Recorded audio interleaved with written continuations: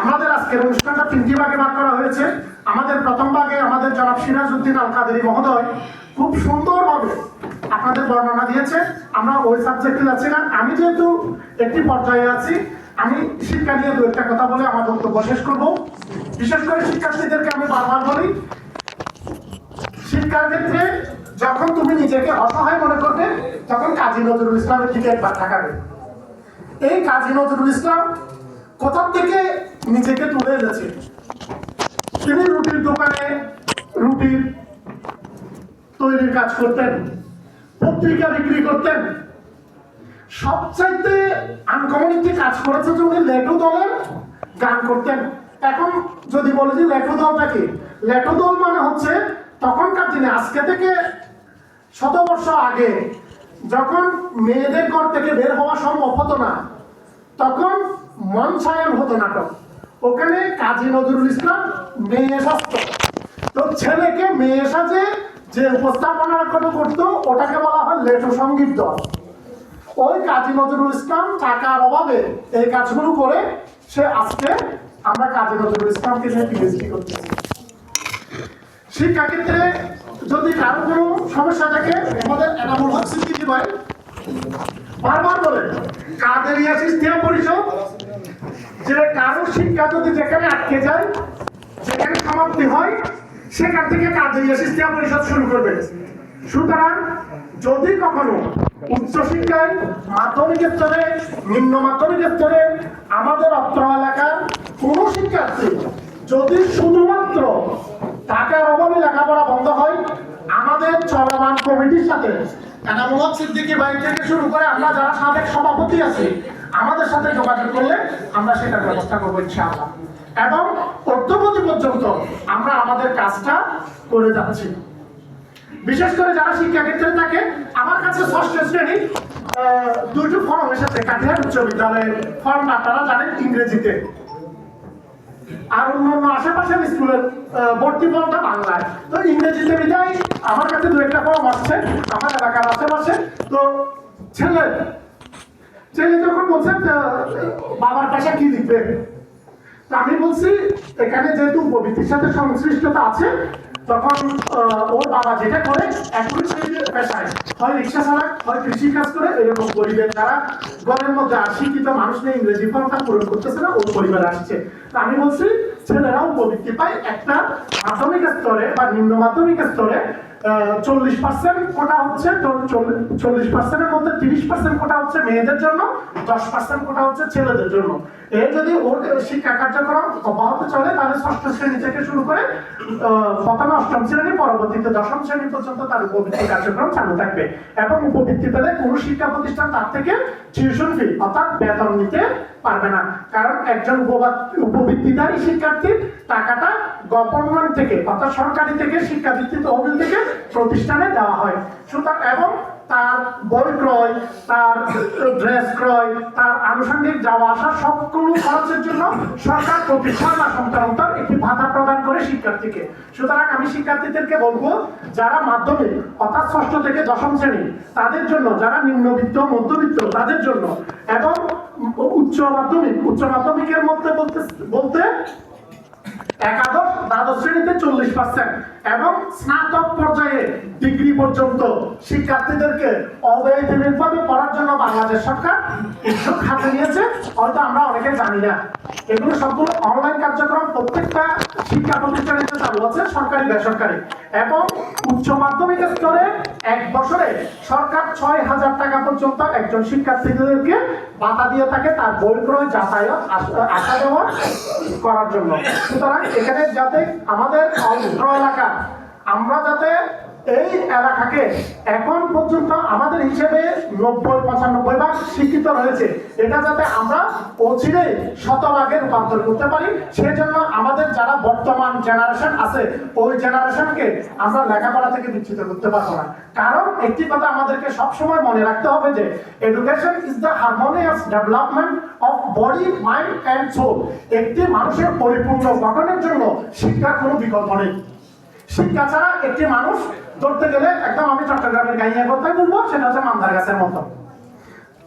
রথে বলে দেখা যাবে, কিন্তু সেটা কোনো কাজে আসবে না। মানুষ উপকার নিতে যাবে, টাকা দিতে হবে। একজন অশিক্ষিত মানুষকে আমি ওভারবিট পদ্ধতি বা সংজ্ঞায়িত করি। আমি এখানে বলবো আমাদের অত্র এলাকার যারা রয়েছে তারা যাতে অন্ততপক্ষে শিক্ষার আলোয় নিজেকে গড়ে তুলে পান। কারণ একজন শিক্ষিত মানুষ, আমি এখানে তিনটি কথা বলছি, বডি, মাইন্ড, সোল। বডি হচ্ছে আমার শারীরিক গঠন থেকে একজন শিক্ষিত মানুষই চাইবে যে তার প্রতিটা অঙ্গ প্রত্যঙ্গের কি খাদ্যদ্রব্য আছে ওগুলো গ্রহণ করার জন্য। মাইন্ড আমার মনকে বিকশিত করার জন্য, একজন মানুষকে সুপ্রতিষ্ঠিত করার জন্য, সুনাগরিক হিসেবে গড়ে তোলার জন্য, দেশ ও জাতির প্রতি তার দায়িত্ব এবং কর্তব্য পালন করার জন্য যে কাজগুলো, সেগুলো হচ্ছে মন থেকে, হৃদয় থেকে আসবে। কারণ যার মন সুন্দর নেই তার কাজ সুন্দর নেই। তারপরে হচ্ছে আত্মা, আমি আধ্যাত্মিক, অর্থাৎ আমাদের যে কাজগুলো মানবীয় সেই কাজগুলো আমার আধ্যাত্মিকতা থেকে, আমার গুণগুলো থেকে আমার দেশ উপকৃত হবে। সুতরাং আরেকটা কথা বলবো যে আমাদের এখানে শিক্ষার্থীদেরকে নিয়ে যে কাজ, একটা কথাই বলবো তাদেরকে যে তিনটা জিনিস মনে রাখবা। Money is lost, nothing is lost. অর্থাৎ তুমি টাকা হারিয়েছো, মনে করবো যে তোমার থেকে কিছু হারাই নাই। Health is lost, something is lost. তোমার থেকে health is lost, something is lost. অর্থাৎ তোমার যদি স্বাস্থ্য হারিয়েছে তাহলে তুমি আংশিক কিছু একটা হারিয়েছো, but character is lost, everything is lost. যদি তোমার চরিত্রটা হারিয়ে গেল, এই ছাত্র জীবন হচ্ছে চরিত্র গঠনের অন্যতম স্বর্ণালী যুগ, golden time of your life. তোমার স্বর্ণের সময়টাকে তুমি তোমার চরিত্রকে বিনির্মাণ করবে। কারণ এখন থেকে যদি তুমি চরিত্র গঠনে সজাগ না হও তাহলে তোমার পরিপূর্ণ বয়সে তোমার চরিত্রটা গঠন করা তোমার পক্ষে সম্ভব হবে না। সুতরাং আমাদের এখানে যারা অভিভাবক আছে তাদেরকে প্রতি আমি বিনীত অনুরোধ জানাবো, আমাদের সন্তানদেরকে সুশিক্ষায় যাতে শিক্ষিত করতে পারি। আর শেষ কথা আমি শেষ করবো, যেহেতু আমাদের এখানে সম্মানিত অতিথিবৃন্দ আছে, সবাইকে সময় দিতে হবে। আমরা কাদেরিয়া শিক্ষা পরিষদে ছিলাম, আছি, ইনশাল্লাহ থাকবো। এবং আমি মহান রবের নিকটে প্রার্থনা করবো যে কাদেরিয়া শিক্ষা পরিষদের কার্যক্রম কিয়ামত পর্যন্ত যাতে জারি থাকে এবং আমরা সেই দৃঢ় সংকল্পবদ্ধ হয়ে আমাদের কাজগুলো যে হাতে নিয়েছি যাতে সমাপ্ত করতে পারি। সবাই দোয়া করবেন। মোবাইল আসক্ত অনেক সন্তানদেরকে আমি এখন গ্রামের বাড়িতে যেতে একটু সময়, অনেক সময় থাকা হয়, নামাজ পড়তে আসা হয়, অথবা আপা আম্মার কবর এখানে জিয়ারত করতে আসা হয়, পূর্ব দিকে হাঁটা হয়, সবাই দেখি মোবাইল আসক্ত হয়ে পড়তেছে। এখন হাঁটাহাঁটি, খেলাধুলা, অন্যান্য জিনিস আস্তে আস্তে কমে যাচ্ছে।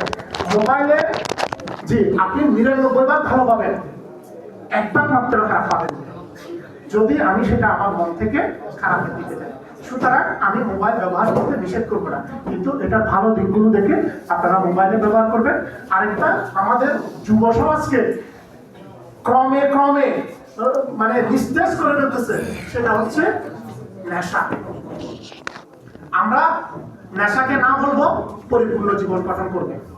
নেশা বলতে অনেক কিছু আছে, যেমন আজকে ফেসবুকে আমি মনে হয় মাগরিবের পরে একটু করে 2 মিনিট দেখছি, একজন মা মানে কিভাবে মানে দেশের যুব সমাজকে ধ্বংস করার জন্য একটি মহল উদ্গ্রীব হয়ে আছে যে ইয়াবা একজন মেয়েকে তার বক্ষতে বেঁধে যাচ্ছে, এটা কি যেন একটা র্যাপ খবর পেয়ে সেটা ধরেছে এবং তার কাছে একটা দুধের শিশু। তার মানে তাকে যাতে মনে না হয় যে সে একজন ব্যবসায়ী। সুতরাং আমরা চেষ্টা করব আমাদের যে যুব সমাজকে ধ্বংসের দ্বার প্রান্ত থেকে না নিয়ে আমরা তাদেরকে সুন্দর জীবন গঠন যাতে করতে পারি। কাদেরিয়া শিক্ষা পরিষদের এই কার্যক্রমগুলোর সাথে আপনাদের সম্পৃক্ততা আশা করব। আজকে যারা আজকে সংবর্ধিত হতে আসছে, বিশেষ করে এসএসসি, এইচএসসি এবং বিশ্ববিদ্যালয়ে যারা চান্স পেয়েছে তাদের আজকে আমরা সংবর্ধনা দিচ্ছি। কৃতি শিক্ষার্থীদেরকে আমাদের সামনের জীবন আলোকিত হোক, নিজেকে সুপ্রতিষ্ঠিত করতে পারো সুনাগরিক হিসেবে সে প্রত্যাশা করি। এবং কাদেরিয়া শিক্ষা পরিষদের যারা বর্তমান প্যানেলে 25-26 প্যানেলে যারা কার্যকরী পরিষদের দায়িত্ব হাতে নিয়েছেন সকলের সুস্বাস্থ্য বিজয় কামনা করছি। আপনাদের ব্যতিক্রমী কার্যক্রমে কাদেরিয়া শিক্ষা পরিষদ সামনের দিকে অগ্রসর হবে সে কামনা করে আমি আমার সংক্ষিপ্ত বক্তব্য এখানে ইতি টানছি। সকলকে ধন্যবাদ জানাচ্ছি। আসসালামু আলাইকুম ওয়া রাহমাতুল্লাহি ওয়া বারাকাতুহু।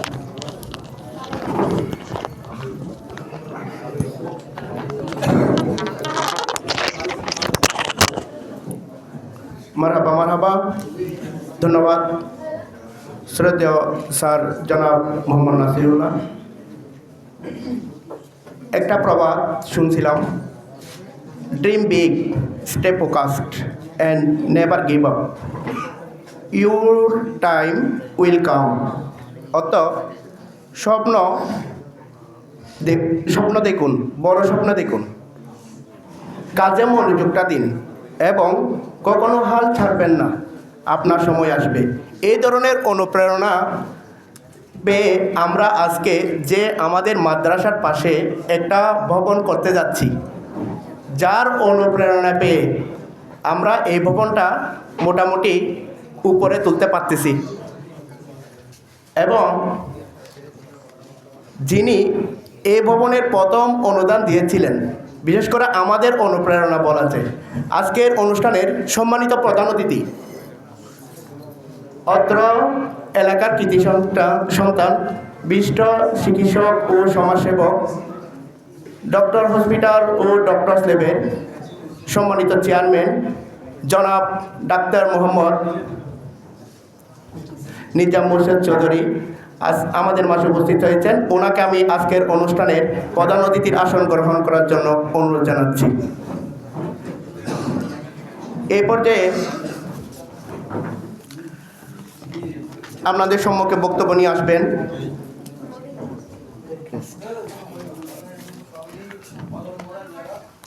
আজকের অনুষ্ঠানের সম্মানিত অতিথিদেরকে সম্মাননা স্মারক দিয়ে অতিথিদেরকে বরণ করে নেবেন।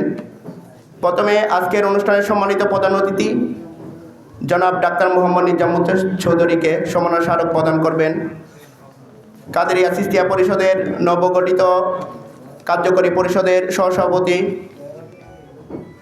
মোহাম্মদ জিয়াউদ্দিন বাবলু।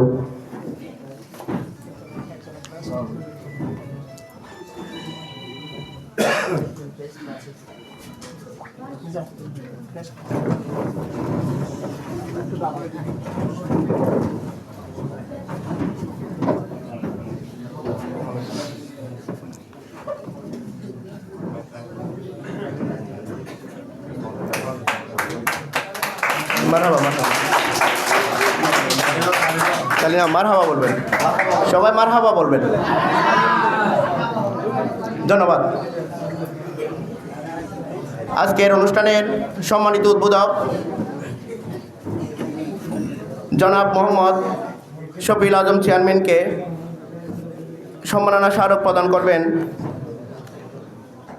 অত্র নবগঠিত পরিষদের যুগ্ম সাধারণ সম্পাদক মোহাম্মদ ফজলুল আমিন জুয়েল। সবাই মারহাবা বলবেন।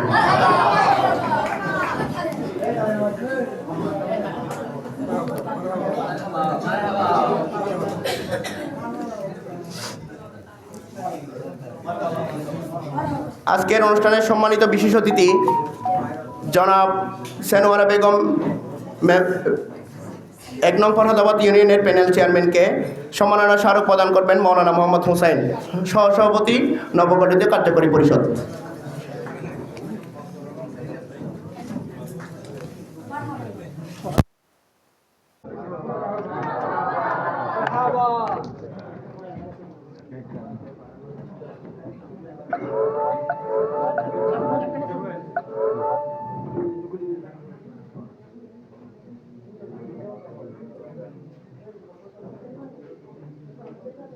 আজকের অনুষ্ঠানের বিশেষ অতিথি ১ নং ফরহাদাবাদ ইউনিয়নের ৮ নং ওয়ার্ডের সম্মানিত মেম্বার জনাব মোহাম্মদ মাহবুব আলী সাহায্য মেম্বারকে সম্মাননা স্মারক প্রদান করবেন অত্র নবগঠিত কার্যকরী পরিষদের সহসাংগঠনিক সম্পাদক মাহমুদুল আমিন আরাফাত।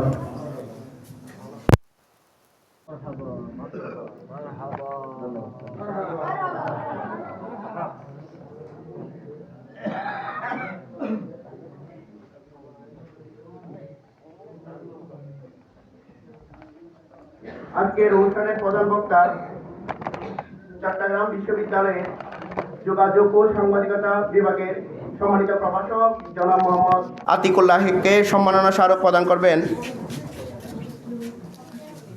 সংগঠনের সহ সাংগঠনিক সম্পাদক মোহাম্মদ সৈয়দ নিয়াজ মাহমুদ।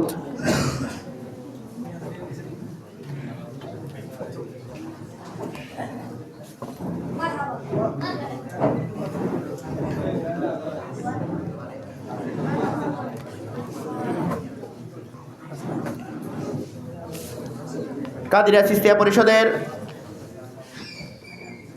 সাবেক সভাপতি এস এম রাকিব উদ্দিনকে সম্মাননা স্মারক প্রদান করবেন অত্র নবগঠিত পরিষদের সাবেক প্রচার সম্পাদক মোহাম্মদ সাবের হোসেন রেজবি।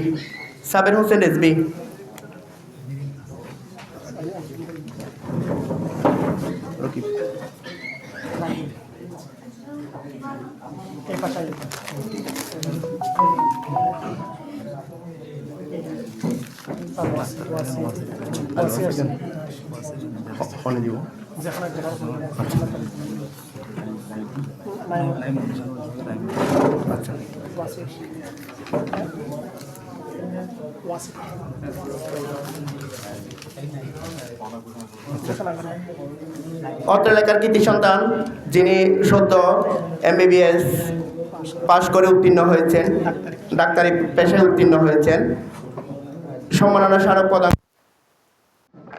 সাংগঠনিক সম্পাদক নাইমুল ইসলাম।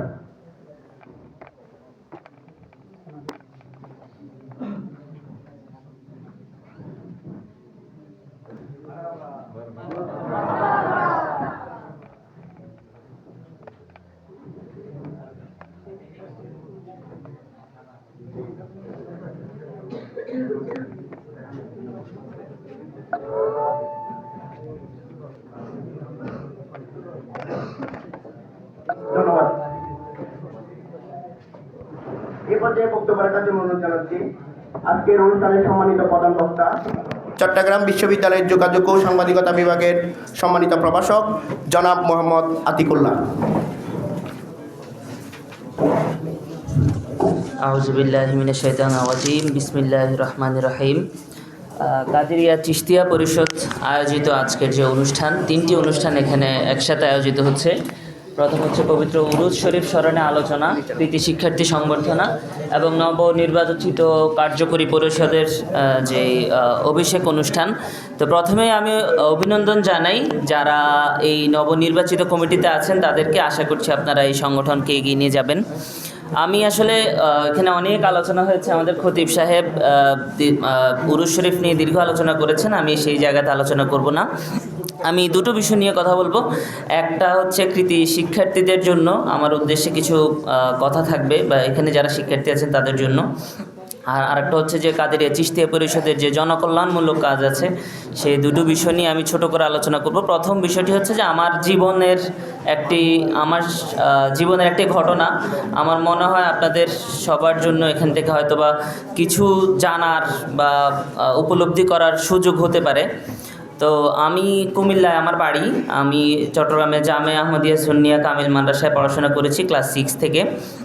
তারপর বিশ্ববিদ্যালয়ে ভর্তি হব। আসলে আমার নানার বাড়ি ঢাকাতে, আমার 2 খালা ঢাকা বিশ্ববিদ্যালয়ে পড়াশোনা করেছেন। আমি মাঝে মাঝেই যখন নানা ভাইয়ের গাড়িতে করে ওনাদেরকে আনা নেওয়া করতে যেতাম, আমার ঢাকা বিশ্ববিদ্যালয়ের যে আঙ্গিনা, যে বন্ধুত্ব বা যে শিক্ষা কার্যক্রম, তার সাথে আমার এক ধরনের পরিচিতি ছিল। তো আমার খুব আগ্রহ ছিল ঢাকা বিশ্ববিদ্যালয়ে ভর্তি হব। আমি ঢাকা বিশ্ববিদ্যালয়ে ভর্তি পরীক্ষার জন্য পুরো দমে প্রস্তুতি নেই এবং দেখা যায় যে আমি খ ইউনিটের প্রথম পরীক্ষা দিলাম। সেখানে আমার ইংরেজি সাধারণ জ্ঞানে অনেক ভালো মার্ক আসছে, বাংলায় আমার 7.8, 8-এ পাস করতে হয়। তা আমি 8 পাইনি এবং খ বিভাগে ভর্তি খ ইউনিটে চান্স পাইনি। আবার খ ইউনিটে আমি বাংলায় 22.8 পাই 30-এ, কিন্তু সেখানে আমার সিরিয়াল ছিল 258তম। ওখানে যেহেতু মানবিকের ছিলাম আমি, সেখানে ভর্তি হওয়ার জন্য মাত্র 54 সিট। তো আমার ঢাকা বিশ্ববিদ্যালয়ে ভর্তি হতে পারিনি আমি, এটা নিয়ে আমার খুব দুঃখ, আমি খুব কান্নাকাটি করেছি। তারপরে গিয়ে হচ্ছে আমি ঢাকায় থাকার একটা পরিকল্পনা ছিল, চট্টগ্রামে আমি দীর্ঘদিন ছিলাম।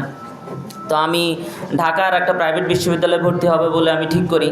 তো যেটা হোক, এর মধ্যে আমার চট্টগ্রাম বিশ্ববিদ্যালয়ের আমার ফর্ম নেওয়া ছিল। আমরা পরীক্ষার ডেট দেয়, আমার যে বন্ধুবান্ধব আছে, আমি যেহেতু জামিয়াতে পড়াশোনা করছি, সবাই এক রুমে 8 জন আমরা পরীক্ষার হলে পড়লাম। তো বললো যে আমরা একটু আড্ডা ফাড্ডা দিব, পরীক্ষা দিব, একসাথে গল্প টল্প করবো, পরীক্ষাটা দিতে আমরা অনেকদিন দেখাও হয়তো হবে না ঢাকায় যদি ভর্তি হস কোথাও। তো আমি চট্টগ্রামে আসলাম, পরীক্ষাও দিলাম। এখানে আমার 199তম সিরিয়াল আসছে চট্টগ্রাম বিশ্ববিদ্যালয়ের ডি ইউনিটে। তো তারপরে হচ্ছে যে আলোচনা করতে থাকলাম ফ্যামিলিতে। অনেকে আমাকে বললো যে একটা পাবলিক বিশ্ববিদ্যালয়ে চান্স পাইছিস, তুই কেন এখানে ভর্তি হবি না? তো একদম আবেগীভাবে একজন একটা কথা বলছে, তুই প্রাইভেট বিশ্ববিদ্যালয়ে যে টাকা দিয়ে খরচ করে পড়াশোনা করবি, সেই টাকাতে তোর বাবা হজ করতে পারবে, একটা হজ করে আসতে পারবে। তো এটা শোনার সাথে সাথে আসলে মনে এরপরে আর কিছু থাকে না স্বাভাবিকভাবে যেটা। তো আমি চট্টগ্রাম বিশ্ববিদ্যালয়ে ভর্তি হই। তো এখান থেকে আমি যেটা যে আসলে আল্লাহ কখন কার নিয়তে কী রাখছে, কার ভবিষ্যতে কী রাখছে আমি জানি না। তাছাড়া যেটা ভর্তি হলাম, ভর্তি হওয়ার পরে এখানে বিশ্ববিদ্যালয়ে শুনলাম যে 3 যেটা ফার্স্ট ক্লাস বলে আর কি, 3 পাওয়ার 3.0, এটা খুব টাফ। আমাদের বিভাগে 19তম ব্যাচ, আমি ছিলাম 21তম ব্যাচ। 19তম ব্যাচের রেজাল্ট দিল, তখন প্রথম দেখলাম যে ওখানে মাত্র 12 জন পাইছে ফার্স্ট ক্লাস, যেটাকে বলা হয় বিশ্ববিদ্যালয়ের ফার্স্ট ক্লাস প্রথা নাই, 3 পয়েন্ট যেটাকে বলা হয় আর কি। তো আমি একটা মাদ্রাসা শিক্ষার্থী, আমার আত্মবিশ্বাস ছিল খুব কম। তো ক্লাসে নিয়মিতভাবে উপস্থিত থাকতাম এবং ক্লাসের যে শ্রেণী কার্যক্রমগুলো আছে, লেকচারগুলো আছে, সেগুলো ঠিকঠাক মতো নিতাম। কিন্তু আমার যে খুব আত্মবিশ্বাসী হব, আমি ভালো রেজাল্ট করবো, খুব আত্মবিশ্বাসী ছিলাম না। তো প্রথম বর্ষ পরীক্ষা দিলাম, সেখানে আনফর্চুনেটলি অসুস্থ থাকার কারণে আমি একটা পরীক্ষা দিতে পারিনি। তো বিশ্ববিদ্যালয়ে সুযোগ থাকে দ্বিতীয়বার আর একটা বিশ্ব পরীক্ষা দেওয়ার, পরের বছর আবার পরীক্ষা দেওয়ার। তো যাই হোক, রেজাল্টের সময় আসছে, কানাঘুষা শিক্ষার্থীরা বলতেছে কে কী করবে, ভালো হবে, কার রেজাল্ট কেমন হবে, সেটা নিয়ে আলোচনা আসছে। তো আমাকে বলার পরে আমরা খুব মজা করে বলতেছিলাম আর কি, যে যেহেতু আমি একটা পরীক্ষা দিইনি, এমনিতেই 3 পাওয়া খুব টাফ, আমি একটা পরীক্ষা দিইনি, সেখানে আমার রেজাল্ট কি খুব ভালো হওয়ার সুযোগ, তো আমার সে আত্মবিশ্বাস ছিল না। তো যেটা হোক, রেজাল্টের সময় আমি বন্ধুবান্ধবরা বললাম যে ট্রিট দিতে হবে, বললে সেই করতে হবে। তো আমি বললাম আচ্ছা ঠিক আছে, অসুবিধা নাই, একটা পরীক্ষা দেই নাই, সেখানে তোরা ট্রিট চাস, ঠিক আছে আমি ট্রিট দিব। যদি 2.8 পাই আমি তোদেরকে খাওয়াবো, আর যদি 3 পাই তাহলে সুইসাইড করবো। মানে জাস্ট এটা তো অসম্ভবের বিষয়, নেট ইম্পসিবল, মজা করে বলছি। তো দেখা গেছে পরীক্ষার রেজাল্ট দিচ্ছে, আমি 2.96 পাইছি, একটা পরীক্ষা না দিয়েই 2.96 পাইছি। তো মানে খুব কাছাকাছি, 3 এর কাছাকাছি চলে গেছিলাম। তো যাই হোক, এরপর থেকে আমি আসলে আত্মবিশ্বাস পাই যে না, আমারও মাদ্রাসা হয়েছি বা যাই হয়েছি কেন, আমার সুযোগ আছে। তারপর বছর থেকে আমি ফার্স্ট হইতে থাকি, ফার্স্ট হই, এবং আমার মাস্টার্সের রেজাল্ট ছিল আমার বিভাগের ইতিহাসে রেকর্ড রেজাল্ট। তো সেটা নিয়ে আমি আলহামদুলিল্লাহ পাশ করেছি, এবং পরবর্তী 4 বছর আমি চাকরি করেছি, ঢাকায় বিভিন্ন গণমাধ্যমে কাজ করেছি। কালার কণ্ঠ পত্রিকার সেন্ট্রাল ডেস্কে ছিলাম, সহসম্পাদক ছিলাম। দ্য বিজনেস স্ট্যান্ডার্ড পত্রিকার সহসম্পাদক ছিলাম। সেখানেও আমার একটা বিষয় যে সেখানে আপনারা মিডিয়া হাউসগুলো আসলে এমন মালিকানাধীন যারা আসলে মাদ্রাসা শিক্ষার্থীদেরকে প্রতি খুব বেশি সাপোর্টিভ না, খুব বেশি সাপোর্ট তারা দেন না। তো সেটা আমার জন্য প্রথম দিকে আমার খুব জন্য কষ্টকর ছিল মিডিয়াতে ঢোকা। তারপরে কালার কণ্ঠ আমি খুব সিনিয়র পর্যায়ে কাজ করেছি।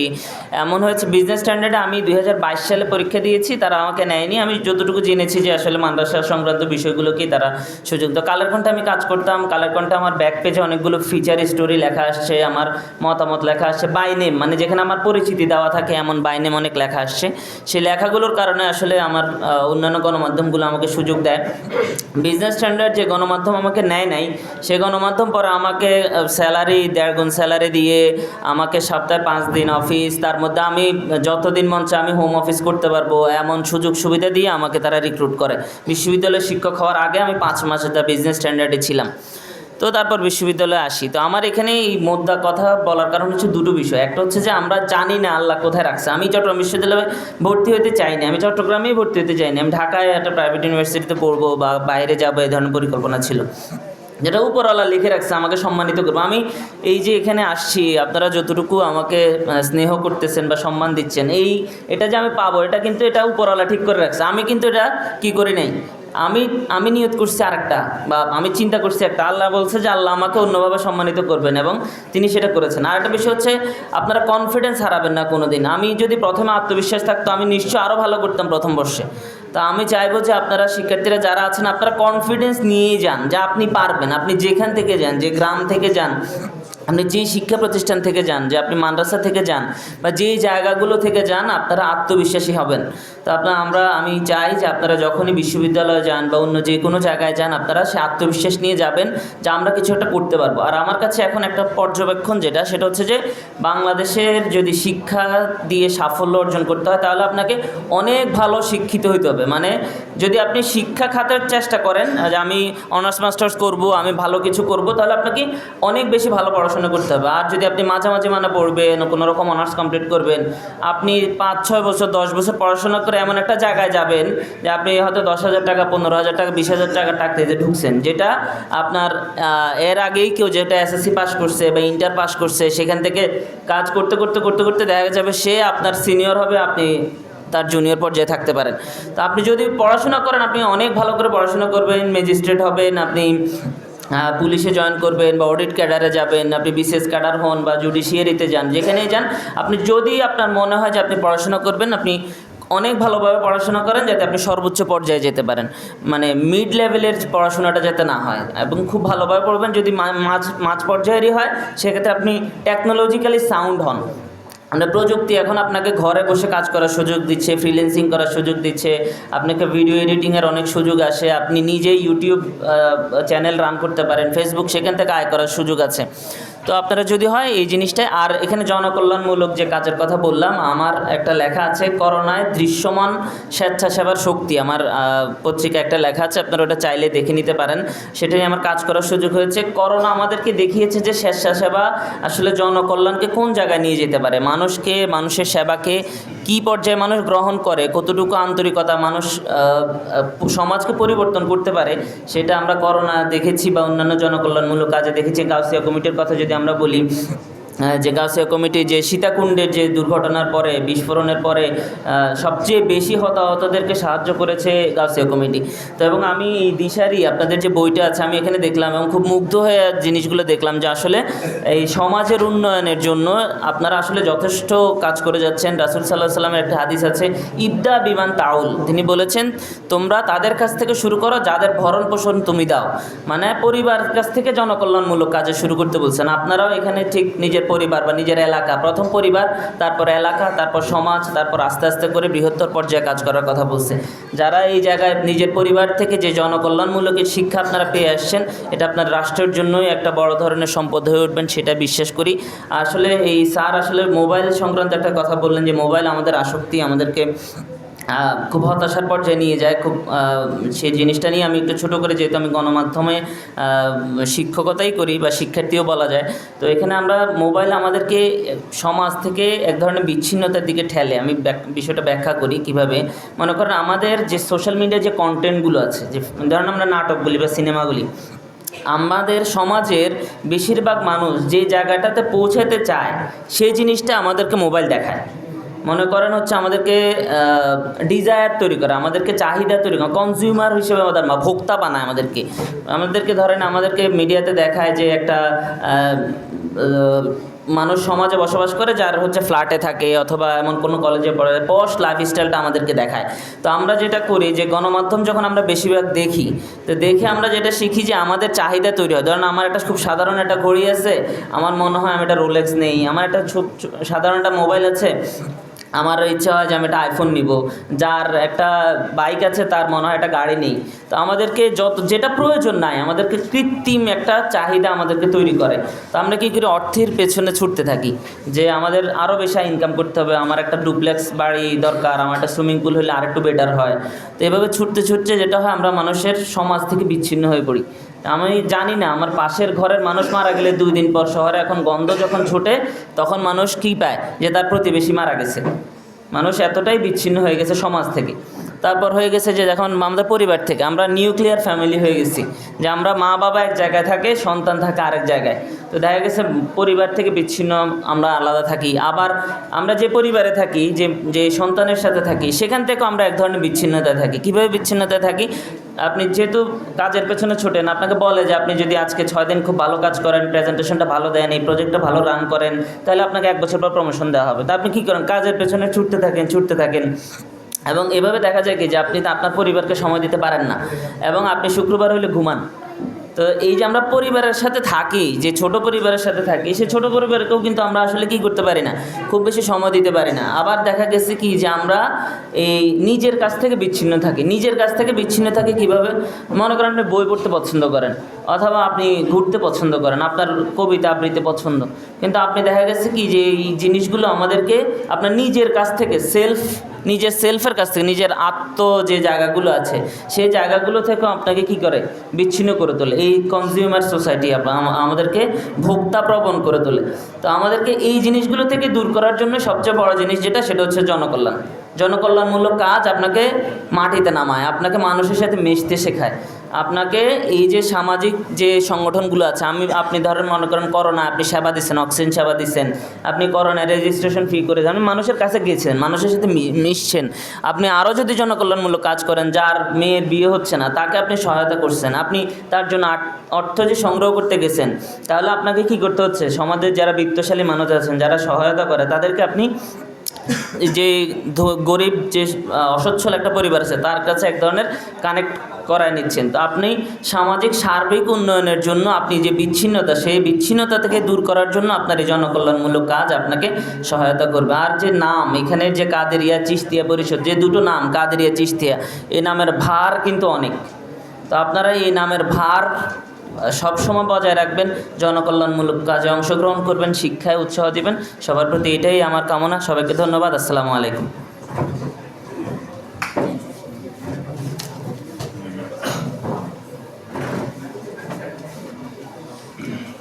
মারহাবা মারহাবা।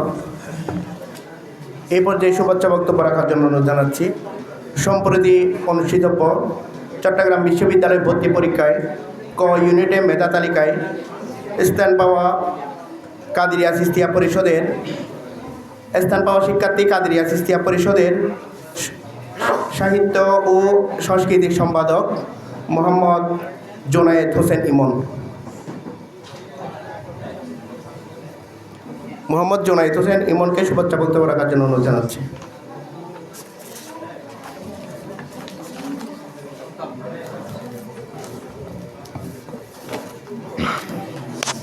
আসসালামু আলাইকুম রহমতুল্লাহি ওয়া বারাকাতুহু। কাদেরিয়া চিশতিয়া পরিষদ কর্তৃক আয়োজিত এই সভায় উপস্থিত সভাপতি, প্রধান অতিথি ও শ্রোতৃমণ্ডলী, আসসালামু আলাইকুম রহমতুল্লাহি ওয়া বারাকাতুহু। ঐতিহ্যবাহী কাদেরিয়া চিশতিয়া পরিষদ দীর্ঘ 37 বছর কর্তৃক আমাদের সমাজের একটি গুরুত্বপূর্ণ ভূমিকা পালন করে যাচ্ছে। আমাদের নানান ধরনের সামাজিক কাজের সাথে জড়িত, সাংস্কৃতিক কাজের সাথে এবং সেবামূলক কাজের সাথে জড়িত আছে, এবং যেগুলো করে যাচ্ছে শিক্ষাভিত্তিক অনেক কাজ করে যাচ্ছে। এখন আমাদের কৃতি সম্বর্ধনা দিয়ে যাচ্ছেন এবং আমাদের নানান ধরনের এখন আমাদের এখানে সাথে কার্যালয় শুরু হবে, এখানে লাইব্রেরির ব্যবস্থা করা হচ্ছে। এগুলো আমাদের নতুন প্রজন্মের জন্য অনেক বড় ভূমিকা পালন করতেছে। তাছাড়াও আমাদের এখানে নানান ধরনের সহযোগিতামূলক কাজকর্ম, যেমন আমরা এখানে নানান ধরনের ত্রাণ বিতরণ সহ নানান ধরনের শীতের বস্ত্র বিতরণ এবং আমরা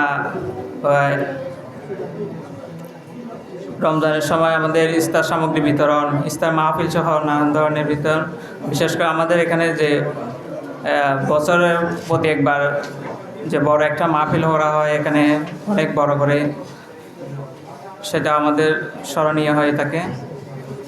আর আজকে যে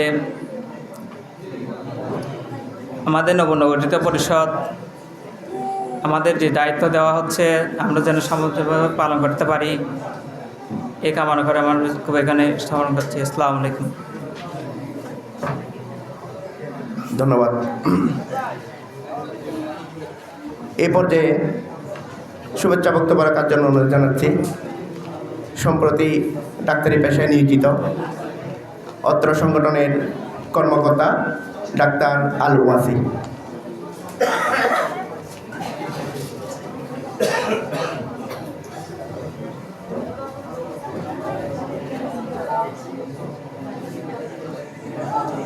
বিসমিল্লাহির রহমানির রহিম। উত্তর চট্টগ্রামের ঐতিহ্যবাহী প্রতিষ্ঠান কাদেরিয়া চিশতিয়া পরিষদ কর্তৃক আয়োজিত আজকের এই অনুষ্ঠানে আমন্ত্রিত প্রধান অতিথি, বিশেষ অতিথি এবং অন্যান্য অতিথিবৃন্দ এবং এখানে উপস্থিত আমার গুরুজন এবং অন্যান্য ভাই ব্রাদার বন্ধুদেরকে জানাই আমার সালাম। আসসালামু আলাইকুম ওরহমতুল্লাহ ওবরকাতুহু। আজকের এই অনুষ্ঠান শুধু একটি অনুষ্ঠানই নয়, এটি আমাদের মধ্যে যে ভ্রাতৃত্ব, বন্ধুত্বপূর্ণ সম্পর্ক, সহমর্মিতা এবং মানবিকতার এক অনন্য উদাহরণ। কাদেরিয়া চিশতিয়া পরিষদের নবনির্বাচিত যেসব সদস্যবৃন্দ রয়েছে তাদেরকে জানাই আমার আন্তরিক শুভেচ্ছা এবং অভিনন্দন, কারণ তারা এত সুন্দর একটা অনুষ্ঠান আয়োজন করতে পেরেছে। আমি আমার বক্তব্য দীর্ঘায়িত করব না। আমি নবনির্বাচিত যেসব সদস্য নতুনভাবে দায়িত্ব গ্রহণ করেছে তারা যেন আগামীতে আরও সুন্দর এবং সাবলীলভাবে অনুষ্ঠানগুলো পরিচালনা করতে পারে এবং তাদের কাজকর্ম যেন সামনের দিকে এগিয়ে নিয়ে যেতে পারে, সেই আশা ব্যক্ত করে আমি আমার বক্তব্য শেষ করছি। আসসালামু আলাইকুম।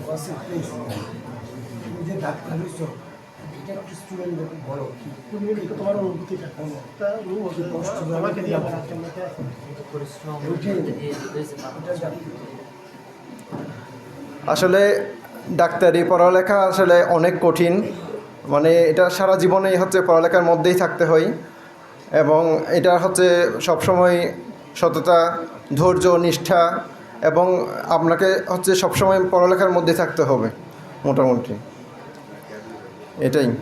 ধন্যবাদ। ধন্যবাদ। এ পর্যায়ে বক্তব্য রাখার জন্য অনুরোধ জানাচ্ছি 1 নং ফরহাদাবাদ ইউনিয়নের সম্মানিত প্যানেল চেয়ারম্যান জনাবা সানোয়ারা বেগম, ওনাকে আমি বক্তব্য রাখার জন্য অনুরোধ জানাচ্ছি।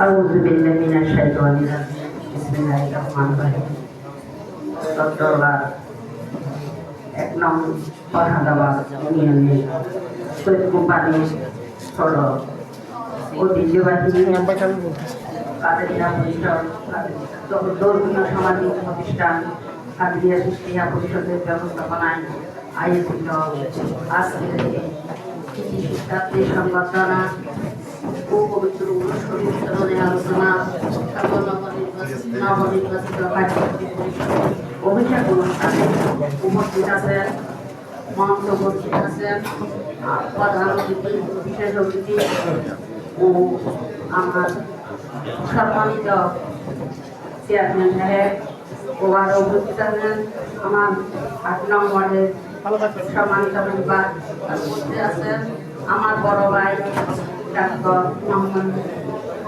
মুর্শিদ চৌধুরী সাহেব। উনি আসলে আমার বড় ভাই, চৌধুরী বাড়ি আমার বাড়ি, এটাই আমার ভাই। কেন আসলে আজকে দেখা হলো, এমনি আগেও আছে, আজকে সাথে অনুষ্ঠানে বসলাম। আমার বাগিনা আছে এই রাজগ্রাম বালিকা মহিলা কলেজের প্রশাসক নাসিরুল্লাহ। আর আমার এলাকারই গর্ব, আমার শ্বশুর বাড়ির এলাকারই গর্ব শহীদ কোম্পানির আরেকজন ডাক্তার হয়েছে, ওনাকেও আমি আমার অন্তরের অন্তঃস্থল থেকে সবাইকে আন্তরিক অভিনন্দন, শুভেচ্ছা ও সালাম। আসসালামু আলাইকুম। আসলে এই সংগঠন অনেক দীর্ঘদিন ধরে আমি দেখে আসতেছি। এই সংগঠনের কার্যকারী পরিষদের সদস্যরা অনেক কষ্ট করে এতটুকু এগিয়ে এসেছে। এই কাদেরিয়া চিশতিয়া পরিষদের অগ্রযাত্রা করা আসলে সুনামধন্য। ওরা এলাকার গরিব মেহনতি মানুষের বিভিন্ন লেখাপড়া ধরে, বিবাহ ধরে, অনেক কিছু ধরে মা সহযোগিতা করে আসতেছে, আমি নিজে দেখতেছি। যাই হোক, এবং কৃষি শিক্ষার্থীরা সংবর্ধনা নেওয়ার জন্য এসেছে, ওরা যাতে ভবিষ্যতে আরো সুন্দরভাবে লেখাপড়া করে, আরো ভালো রেজাল্ট করে, তারাও মানব সেবার কল্যাণে এই কাদিরিয়া শিক্ষা সংগঠনের সদস্যদের সাথে যাতে এগিয়ে আসতে পারে এই আশা রাখলাম। এই আমরা এই কাদিরিয়া শিক্ষা পরিষদের সাথে সম্পৃক্তি আছি, অন্তত মুক্তি সম্পৃক্তি আছি, বর্তমানেও ছিলাম, এখনো আছি, ভবিষ্যতেও থাকবো ইনশাআল্লাহ। আমি আর বিশেষ কিছু বলবো না। এই সংগঠনের সাথে সবাই জড়িত থেকে এই সংগঠনকে যাতে সবাই হাত বাড়িয়ে দিয়ে এই সংগঠনকে যাতে আরো ভবিষ্যতে যাতে ইয়াতে নিয়ে আসতে পারি এই আশা ব্যক্ত রেখে আমি সংক্ষিপ্ত বক্তব্য এখানে শেষ করলাম। আসসালামু আলাইকুম। ধন্যবাদ। এ পর্যায়ে বক্তব্য রাখার জন্য অনুরোধ জানাচ্ছি আজকের অনুষ্ঠানের সম্মানিত অতিথি 1 নং ফরহাদাবাদ ইউনিয়নের 8 নং ওয়ার্ডের সম্মানিত সদস্য জনাব মাহমুদ আলী সাজুকে বক্তব্য রাখার জন্য অনুরোধ জানাচ্ছি।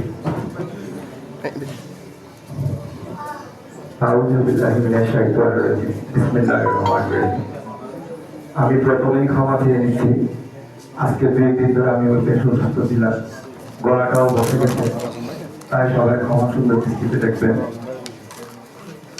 আসলে কাদেরিয়া শিক্ষা পরিষদ নামটা মনে আসলে একটা পবিত্রতা ছোঁয়া লেগে থাকে, যে পবিত্রতা আমাদেরকে অনেক কিছু স্মরণ করিয়ে দেয়। 2টা মহান ওলির নামে এই সংগঠনের নামকরণ, সুতরাং সবসময় এটা শ্রদ্ধার সাথে আমরা স্মরণ করি। আজকে 37 বছর ওরা হাঁটি হাঁটি পা করে অনেক কষ্টের বিনিময়ে আজকে অনেক দূরে গিয়েছে। আমরা এটা সূচনা লক্ষ্য পেয়েছিলাম, এখনো আছি, ইনশাআল্লাহ ভবিষ্যতে থাকবে। আর আজকের এই অনুষ্ঠানের সম্মানিত সভাপতি এবং উপস্থিত অন্যান্য মেহমানবৃন্দকে আমি আমার সালাম জানাই। এখানে কিছু কথা না বললেই নয়, ওনারা সম্প্রতি তাদের ভ্রমণের কাজ শুরু করেছে, তো তারা আমাদের পরিষদের আমাদের চেয়ারম্যান সাহেবের অনুকূলে 2-1টা আবেদনপত্র জমা দিয়েছিল যাতে আমরা একটা অনুদান দিতে পারি। তো সেই অনুদানকে স্মরণ রেখে আমি এবং আমার সম্মানিত মহিলা সাহেব আমাদের বরাদ্দ থেকে 2.5 লক্ষ টাকা প্রদান করেছি এবং মনে ইচ্ছে আছে কোটি টাকা দেওয়ার, কিন্তু আমাদের যে সংকীর্ণতা, আমাদের যে সীমাবদ্ধতা, এটাও সবাই স্মরণ করবেন। আমরা সামান্য মেম্বার হয়ে কতটুকু দিতে পারবো? 2 লাখ টাকার উপরে 1 লাখ টাকাও যদি হয়, এটা কাজটা টেন্ডারে করতে হবে, এটা যে কোনো বরাদ্দ থেকে। তো আমরা সেই ক্ষেত্রে এখন আমরা এটা দিচ্ছি রাজস্ব থেকে, এটা একটা টেন্ডারের বিনিময়ে কাজটা হবে, আশা করি খুব সুন্দরভাবে হবে, সবার আশা পূরণ হবে। আর আমরা ভবিষ্যতে এইটা না আরো অন্যান্য প্রজেক্ট থেকেও দেওয়ার জন্য মন স্থির করেছি। আপনারা আমাদেরকে দোয়া করবেন, আপনাদের যদি সহযোগিতা পাই আমাদের এই দেওয়াটা দীর্ঘস্থায়ী হবে ইনশাআল্লাহ। তবে আরেকটা কথা আমি না বললে নয়, আমি মেম্বার হওয়ার যেদিন মেম্বার নির্বাচিত হয়েছি সেদিনই একটা মনে মনে প্রতিজ্ঞা করেছিলাম, আমার ওয়ার্ডের প্রতিটি বাড়িতে আমি একটা কাজ করে যাব। ইনশাআল্লাহ আমি প্রতিটি বাড়িতে একটা কাজ করে গেছি। শুধু একটা বাড়ি খালি আছে, সাইড পাশার বাড়ি বদলাদের, এটাও আমি আমার চাচিকে নিয়ে আমরা একটা বরাদ্দ দিছি। এই কাজটা খুব শীঘ্রই শুরু হবে ইনশাআল্লাহ। আর একটা কথা না বললেই নয়, আমি যাই কিছু করেছি আমাদের মহিলাকে সাথে নিয়ে আমাদের মধ্যে একটা বন্ডিং ছিল, যেটার জন্য আমরা কাজটা করতে খুব ইজিভাবে আমরা করতে পেরেছি। আমাদের মধ্যে কোনো সংকীর্ণতা নেই। আপনাদের শুভদৃষ্টি কামনা করে, আপনাদের দীর্ঘায়ু কামনা করে আমি আমার বক্তব্য শেষ করছি। আসসালামু আলাইকুম ওয়া রাহমাতুল্লাহি ওয়া বারাকাতুহু। ধন্যবাদ। এই পর্যায়ে বক্তব্য রাখার জন্য অনুরোধ জানাচ্ছি কাদেরিয়া চিশতিয়া পরিষদের সাবেক সভাপতি উপদেষ্টা সৈয়দ মোহাম্মদ আবু আজমকে।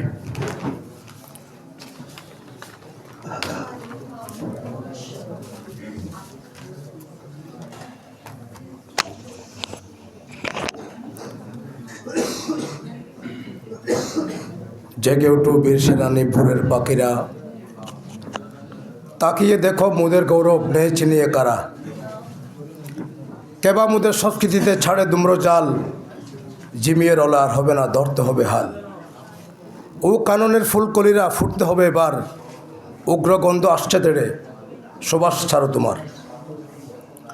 ফরহাদাবাদের অপ্রতিদ্বন্দ্বী সামাজিক সাংস্কৃতিক ও ধর্মীয় প্রতিষ্ঠান কাদেরিয়া শিষ্টিয়া পরিষদের উদ্যোগে আজকের এই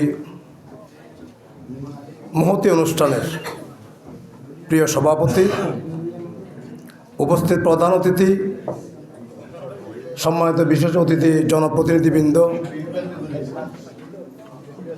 কাদেরিয়া শিষ্টিয়া পরিষদের সাবেক নেতৃবৃন্দ, বর্তমান নেতৃবৃন্দ, বিশেষ করে যাদেরকে কেন্দ্র করে আজকের আয়োজন, সংবর্ধেয় আমাদের দেশ জাতি মাযহাব মিল্লাতের আগামীর কর্ণধারবৃন্দ, আসসালামু আলাইকুম ওয়া রাহমাতুল্লাহি ওয়া বারাকাতুহু।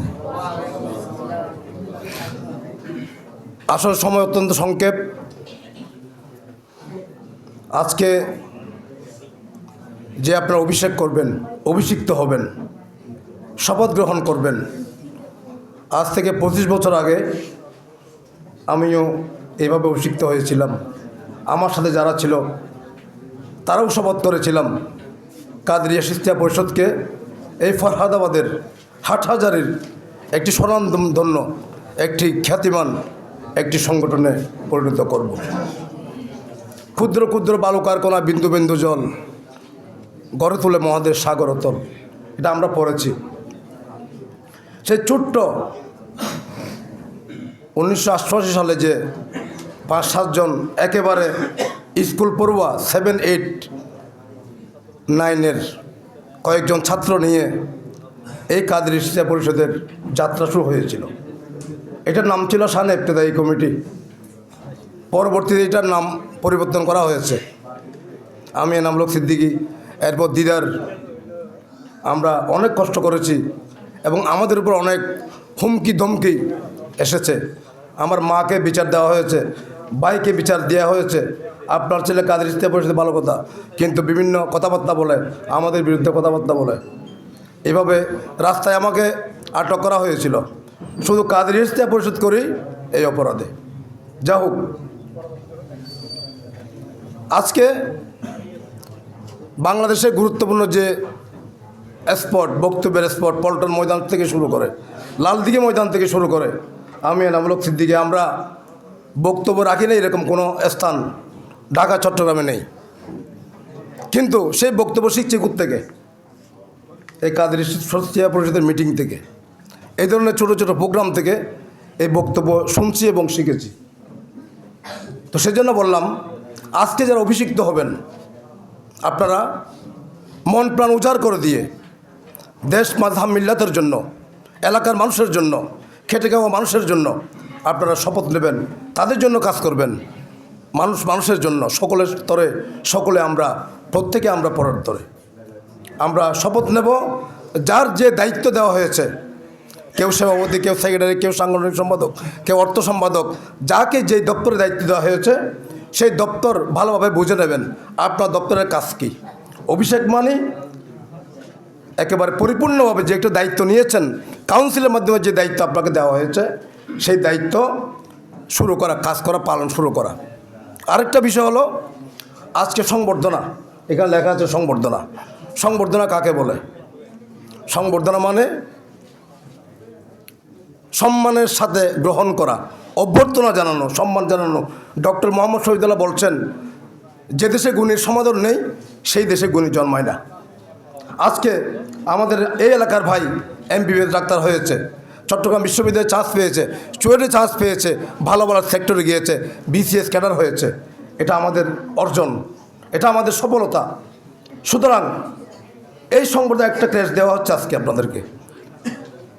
যেমন থমাস আলভা এডিসন, একটা আগে যে ভাব ছিল 3 তারের, এটাকে বলা হয়েছে ইনক্যান্ডিসেন্ট ল্যাম্প। সেই বৈজ্ঞানিক, সেই ভাল্বের জনক ছিল Thomas Alva Edison. Thomas Alva Edison, উনি বৈজ্ঞানিক থমাস আলভা এডিসন, উনি লেখাপড়ার মধ্যে একটু কাঁচা ছিল, দুর্বল ছিল, নিয়মিত স্কুলে যেতেন না। ওনার প্রধান শিক্ষক ওনার মাকে চিঠি দিয়েছে যে আপনার ছেলেকে পড়ানোর মতো এখানে আমাদের স্কুলের টিচার নাই, আপনার ছেলেকে অন্যত্র পাঠান। তখন টমাস আলভা এডিসনের মা ওই চিড়িয়াখানাতে যখন পড়ছে, টমাস আলভা এডিসন ছোটো ছিল, সে গভীরভাবে থাকিয়ে আছে যে মা জানে আজকে প্রধান শিক্ষক আমার বিরুদ্ধে কী অভিযোগ দিয়েছে, আমার আম্মা মনে হয় এখন আমাকে বকা দেবে। কিন্তু মাকে বকা দিয়েছে? মা বকা দেয় নাই। মাকে জিজ্ঞেস করছে, মা আমার স্যার আমার বিরুদ্ধে কী লিখেছে, ব্যাপারে কী লিখেছে? মা বললেন, তেমন কিছু না, তুমি খুব ভালো ছেলে, তুমি নিয়মিত লেখাপড়া করো, তোমার জন্য বলছে এই স্কুলটা ছোটো হয়ে গেছে, একটা বড় স্কুলে ভালো স্কুলে তোমাকে ভর্তি করানোর কথা বলেছে। এর পরের দিন থেকে মায়ের একটা কথা, উৎসাহমূলক একটা কথা টমাস আলভা এডিসনের জীবনের মূল পরিবর্তন করে দিয়েছে। এমনভাবে লেখাপড়া করেছে, একসময় সেই বৈজ্ঞানিক বাল্বের জনক হয়েছে।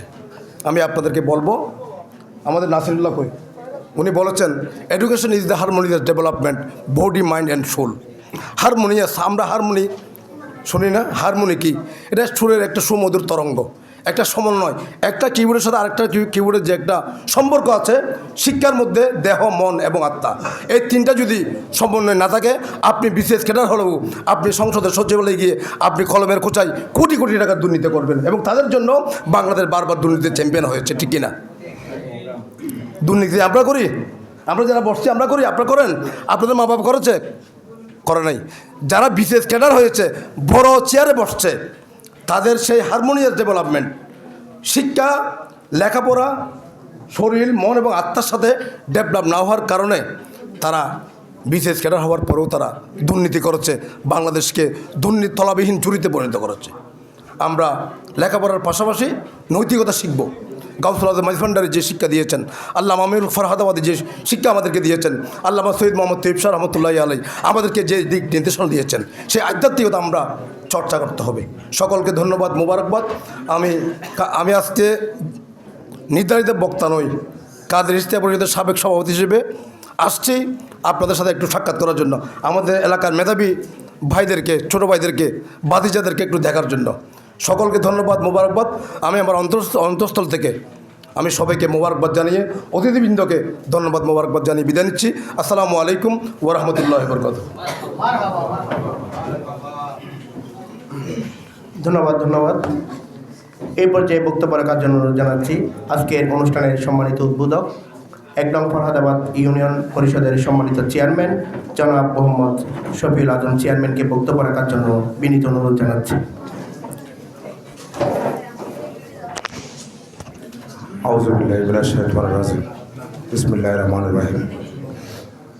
উত্তর চট্টলার ঐতিহ্যবাহী সংগঠন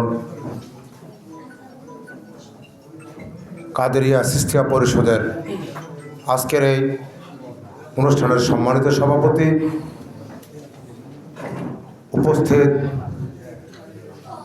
আজকের এই অনুষ্ঠানের সম্মানিত প্রধান অতিথি, বিশেষ অতিথি, মুরব্বীবৃন্দ, সহযোদ্ধাবৃন্দ এবং ছোটো ভাইয়েরা যারা শুনছেন, আমার ব্যক্তিগত পক্ষ থেকে এবং ফরহাদাবাদ ইউনিয়ন পরিষদের পক্ষ থেকে আপনাদেরকে জানাচ্ছি সালাম, আসসালামু আলাইকুম।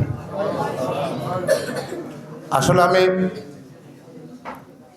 প্রথমে শুকরিয়া জানাই আল্লাহর দরবারে, সাথে সাথে ধন্যবাদ জানাই আজকের এই অনুষ্ঠানে কাদেরিয়া সিস্তিয়া পরিষদের পক্ষ থেকে আমাকে যে এখানে আমন্ত্রিত করা হয়েছে, সেজন্য উক্ত সংগঠনের সকল সদস্যদেরকে আমি ধন্যবাদ জানাই। তার কারণটা হলো, আপনারা জানেন এটা আমার বোনের বাড়ি। আমার বোনের বাড়ি হলো, আমি এখানে প্রায় সময় আসতাম। এই যে একটা সংগঠন এখানে যে সৃষ্টি হয়েছে, সে সম্বন্ধে আসলে আমি জানতাম না। আজকে এখানে আসার পরে এই যে একটা সংগঠন ধীরে ধীরে ঘাত প্রতিঘাত সহ্য করে আজকে 37টা বছর এখানে দাঁড়িয়ে আছে, সেই জন্য আমি উক্ত সংগঠনের সকল কর্মকর্তা এবং এলাকাবাসীকে আবারও আমি ধন্যবাদ জানাচ্ছি।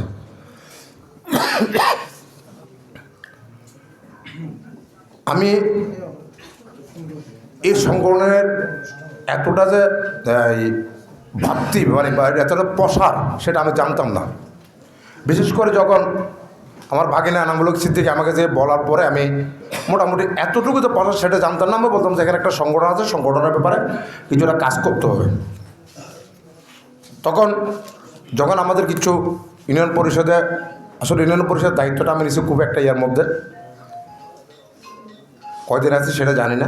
দায়িত্ব নেওয়ার পর থেকে আমাদের সকল সদস্য, সকল রাজনৈতিক নেতৃবৃন্দ, কর্মীবৃন্দ এবং এলাকাবাসী, আমার যারা মুরব্বীরা আছে, ওনারা সকলে সহযোগিতা করেছে বিধায় আজকে পর্যন্ত এখানে বসে আছে এবং এলাকার জন্য কিছু কাজ করার জন্য চেষ্টা করতেছে। এটা বলার পর আমাদের 7 আর 9 নম্বর ওয়ার্ডের সদস্য আমাদের ইউনিয়ন পরিষদের প্যানেল চেয়ারম্যান জনাবা সানোয়ারা বেগম এবং আপনাদের এই ভোটে নির্বাচিত এই এলাকারই সদস্য জনাব মাহবুব আলী সাজু, ওনারা দুজনকে দিয়ে ওনাদের দুজনের বরাদ্দ থেকে এসিস্টিয়া পরিদর্শকদের জন্য 2.5 লক্ষ টাকা বরাদ্দ দেওয়া হয়। এটা টেন্ডারে গেছে, টেন্ডারে কাজ হবে এবং যারা টেন্ডার পায় আমি আশা করব ওদেরকে বলে এই কাজটা সিস্টিয়া পরিষদ থেকে করার জন্য আমি এটা চেষ্টা করব। ভবিষ্যতে কয়দিন এখানে রিজিক আছে জানি না, যে কদিন রিজিক আছে মানুষের যে কদিন সেবা করার জন্য সুযোগ আছে, সেই সুযোগটা যদি আরও কয়েকদিন থাকে। আপনারা জানেন 12 তারিখে জাতীয় ইলেকশন ঘোষণা হয়েছে, সেই ইলেকশনের জন্য আমাদের সকল উন্নয়ন কর্মকাণ্ড বন্ধ। এখন ইউনিয়ন পরিষদের সকল উন্নয়ন কাণ্ড বন্ধ। আমরা যেগুলি করে যাচ্ছে কাজ, এগুলো হলো আগের যে কাজগুলি ছিল সেগুলি আমরা করে যাচ্ছি। ভবিষ্যতে যদি সুযোগ হয় এই পরিষদের জন্য আমার ইউনিয়ন পরিষদ থেকে আমাদের দুজন এখানে সৈয়দকুমারী এলাকারে, ওরা দুজনে এই এলাকারই বাসিন্দা, দুজনে মেম্বার আমাদের এলাকার বাসিন্দা, ওনাদের সাথে পরামর্শ করে আমার পরিষদ থেকে আমি যতটুকু পারি সেটা সাহায্য এবং সহযোগিতা করে যাব। এবং সাথে সাথে আরেকটা কথা বলতেছি, কদিন বাসে আল্লাহ জানি না, যে কয়দিন হয়ে রাখছেন, যদি আমার কোনো সহযোগিতা চাই, আমি যদি চেয়ারম্যান নাও থাকি, মেম্বার যদি নাও থাকি, অন্ততপক্ষে এলাকার মানুষ হিসাবে যদি কাদেরিয়া সিস্টিয়া পরিষদ থেকে আমার কোনো সহযোগিতা আছে সেটা আমি ব্যক্তিগতভাবে করে যাব। এখানে যেই অনুষ্ঠানটা করা হচ্ছে কৃতি ছাত্র সম্বর্ধনা এবং আগামী 10 মাঘের ওরসের আলোচনা এবং আজকে যে সিস্টিয়া পরিষদের নবনির্বাচিত কমিটি গঠন করা হয়েছে তাদের অভিষেক, আমি দরবারটা শুধু এটাই বলবো, এখানে আমার ভাই অনেক কিছু বলেছে, সেই ব্যাপারে আমার অতটুকু জ্ঞান নাই, শুধু আমি ওইটুকু বলবো আগামী 10 মাঘ দরবারের ওরস। আমাদের রাজধানীতে হলো ঢাকায়, কিন্তু আমাদের বেলায়েতের রাজধানীটা আমার ফটিকছড়ি, আমার পাশে। সে বেলায়েতের রাজধানীর ওরসের অনুষ্ঠিত হবে আগামী 10 মাঘ। আমি সকলকে ওড়িশা যাওয়ার জন্য দাওয়াত দিয়ে যাচ্ছি। সাথে সাথে কৃতি ছাত্রছাত্রী যারা আছে, ক্লাস 1 থেকে লেখাপড়া করতে করতে এখন কেউ কলেজে যাবে, কেউ বিশ্ববিদ্যালয়ে, কেউ ডাক্তার হয়েছেন, এই সিস্টিয়া পরিষদ থেকে শিক্ষা এবং পরিবারের সহযোগিতা ছিল বিধায়, এলাকাবাসীর সহযোগিতা ছিল বিধায় আজকে তারা কৃতি ছাত্র হয়েছেন। ভবিষ্যতেও কেউ ডাক্তার হবেন, কেউ ইঞ্জিনিয়ার হবেন, কেউ বিভিন্ন বড় বড় পোস্টে যাবেন, আমাদের এই এলাকার মান সম্মানকে উজ্জ্বল করবেন সে আশা করছি। এবং যে কার্যকরী পরিষদের যে অভিষেক অনুষ্ঠান, আমি ধন্যবাদ জানাচ্ছি যারা এই গত 37 বছর এই সংগঠনটাকে ঘাত প্রতিঘাতের মধ্যে এতটুকু নিয়ে আসছেন, সেজন্য আমি সকলকে আবারও ধন্যবাদ জানাচ্ছি। এবং যারা দায়িত্ব নেবেন, সামনে যারা দায়িত্ব নেবেন, এখানে যারা সংগঠনের বিভিন্ন দায়িত্বে আছেন, সভাপতি সেক্রেটারি যারা দায়িত্ব আছেন, তারা এই সংগঠনের সাথে জড়িত ছিল বিধায় আজকে তারা দায়িত্ব নিচ্ছে। অতীতে যেভাবে সংগঠনটা চালিয়ে গিয়েছেন, ভবিষ্যতেও আরও এটাকে দিন দিন উন্নত করবেন, মানুষের কাছে প্রসার করবেন, সে আশা আমি রাখছি। আমি আর বিশেষ কিছু বলবো না, আসলে রাত অনেক হয়ে গেছে, ঠান্ডার দিন।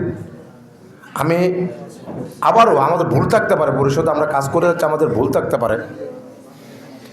আমি আজকে যদি ভুল থাকে আপনারা অন্ততপক্ষে আমাকে যে বলতে পারেন আপনার এই ভুল আছে বা তোমার এই ভুল আছে, আমি ভুলগুলো সংশোধন করে নেব। আমি এবং আমরা ভুলগুলো সংশোধন করে নেব। আপনারা লজ্জা, শরম, ভয় কোনো কিছু না করে আপনারা সরাসরি আমাকে বলবেন, কারণ এই পরিষদ আপনাদের, আমরা আছি শুধু আপনাদের সেবা করার জন্য।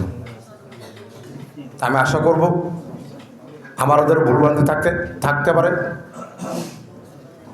আমি এই সংগঠনের দীর্ঘায়ু কামনা করে সকলকে আবারও ধন্যবাদ জানিয়ে আমি আমার বক্তব্য শেষ করলাম। আসসালামু আলাইকুম। ধন্যবাদ। আজকের অনুষ্ঠানের সম্মানিত উদ্বোধক এই পর্যায়ে বক্তব্য রাখার জন্য অনুরোধ জানাচ্ছি আজকের অনুষ্ঠানের সম্মানিত প্রধান অতিথি, বিশিষ্ট চিকিৎসক ও সমাজসেবক, ডক্টর হসপিটাল ও ডক্টর ল্যাবের সম্মানিত চেয়ারম্যান ডাক্তার মোহাম্মদ নিজাম হোসেন চৌধুরীকে বক্তব্য রাখার জন্য বিনীত অনুরোধ জানাচ্ছি।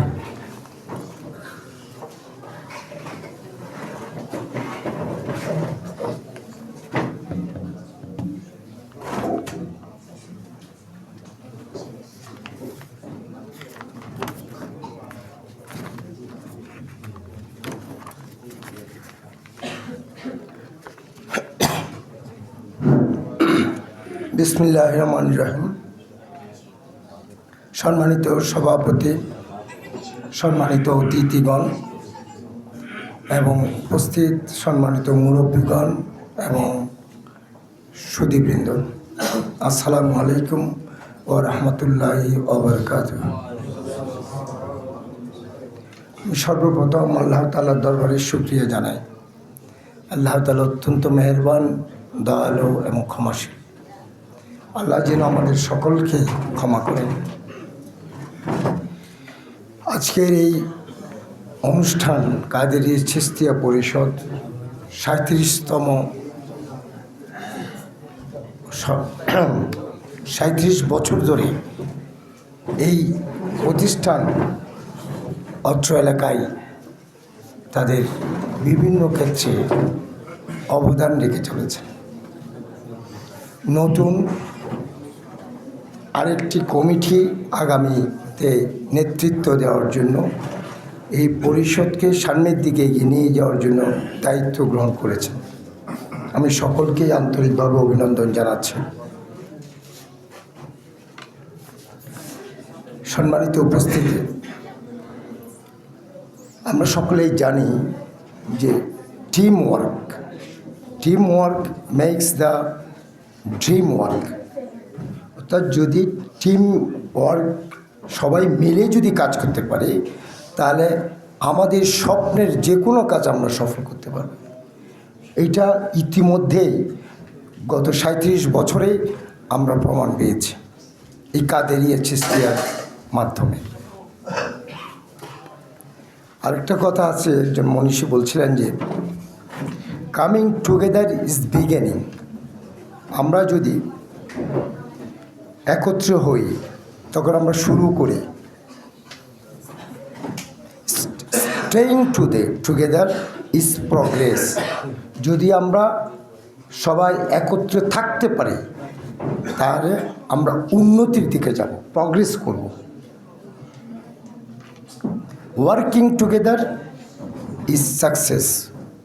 যদি আমরা কাজ করে যেতে পারি তাহলে আমরা সফলতা পাব। আমরা ইতিমধ্যে এই কাদেরী চিশতিয়ায় এই টিম ওয়ার্ক টুগেদার চলার সফলতা আমরা পেয়েছি। ইনশাআল্লাহ সামনের দিকে আরও এটা অগ্রসর হবে, আরও অবদান রাখবে, আমরা সেটা প্রত্যাশা করি। আরেকটা কথা আছে ইংরেজিতে, সেটা হচ্ছে collaboration is the K to success. যদি সহযোগিতা থাকে সেটা সাফল্যের চাবিকাঠি। এলাকাবাসীর প্রত্যেকের সহযোগিতা আছে বলেই আজকে এটা সফল হয়েছে।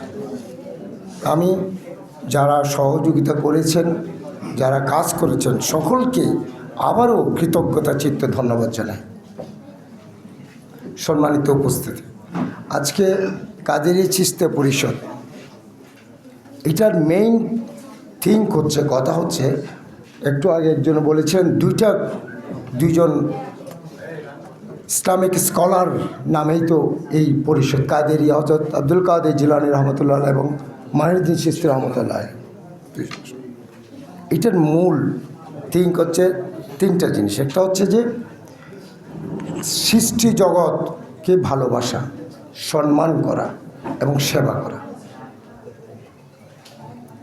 আমি মনে করি যে এই আমার দেখা আমাদের এই ফরহাদাবাদের এই কাদেরী চিশতিয়া পরিষদ ওনাদের কর্মকাণ্ডের মধ্যে তিনটা গুণেই নিহিত আছে। আমি ওনাদেরকে আবারও ধন্যবাদ জানাই। সম্মানিত উপস্থিতি, ওনারা গত 37 বছর আমি অনেকবার এখানে আসার সুযোগ হয়েছে। আমি এখানে আস্তে আস্তে আমি নিজেকে, আমি জানি না কাদেরী চিশতিয়া সরাসরি সদস্য না হলেও আমি আত্মার মধ্যে আমার কাদেরী চিশতিয়া পরিষদ, বুঝছেন, এবং আমি এই বাড়িরই সন্তান হিসেবে নিজেকে মনে করলে আমি খুব নিজেই গৌরবান্বিত ফিল করি, ঠিক আছে। এবং আমি এই যে বিভিন্ন সেবা তো আছেই, আজকে কৃতি শিক্ষার্থী যাদেরকে সংবর্ধনা, যাদেরকে সম্মান জানানোর জন্য এখানে এই আয়োজন, আমি সকল শিক্ষার্থীদেরকে আন্তরিকভাবে অভিনন্দন জানাই। তোমরা যেখানেই যে স্থানেই যাচ্ছ প্রত্যেকেই যেন সেখানে সফল হও। সফল হওয়ার পেছনে আমি আমার জীবনের একটি কথা বলি, সেটা হচ্ছে আমাকে একটা গোল রাখতে হবে। আমি ডাক্তার হই, ইঞ্জিনিয়ার হই, ব্যারিস্টার হই, যাই হই না কেন, আমার একটা গোল, মানে আমার কি করব, আমি কি হব, কি হতে চাই, সেটা আমাকে সেই স্বপ্ন নির্ধারণ করতে হবে। আমি আশা করব তোমরা সেটা করবা, এবং সেটা করে ঘুমালে হবে না। সেটা করার জন্য যেটা খুব ইম্পর্টেন্ট সেটা হচ্ছে লেগে থাকা, অধ্যবসায়, পারসেভারেন্স। লেগে না থাকলে হবে না, লেগে থাকলে ইনশাল্লাহ সাকসেস হবে।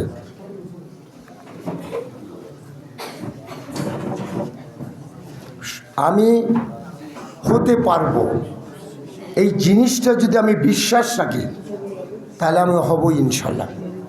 আমিও স্টুডেন্টদেরকে বলবো আপনারা সবসময় গোলের পেছনে অধ্যবসায় এবং ধৈর্যটা ভেরি ইম্পর্টেন্ট। ধৈর্য ধরতে হবে,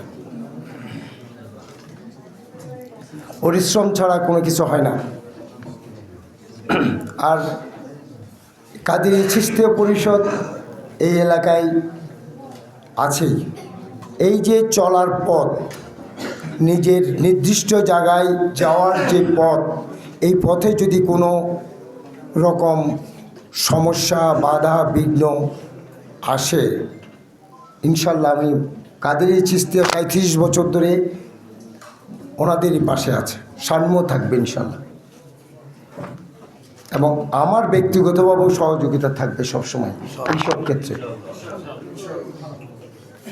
সম্মানিত উপস্থিতি, অনেক রাত হয়ে গেছে। আসলে আমি আসার সময় একটা গুগল সার্চ করে একটা জিনিস লেখা আছে, সেটা একটু বলি, শেষ করে দেব। The best way to make sure children learn, বাচ্চাদের শেখা নিশ্চিত করার সর্বোত্তম উপায় কি? আমার গার্ডিয়ানদের দরকার জানার এটা। সেটা উপায় হচ্ছে is to give them an excellent teacher, ওনাদেরকে একজন ভালো চমৎকার শিক্ষক দেন। And the best way to make sure they have an excellent teacher is to invest in their education.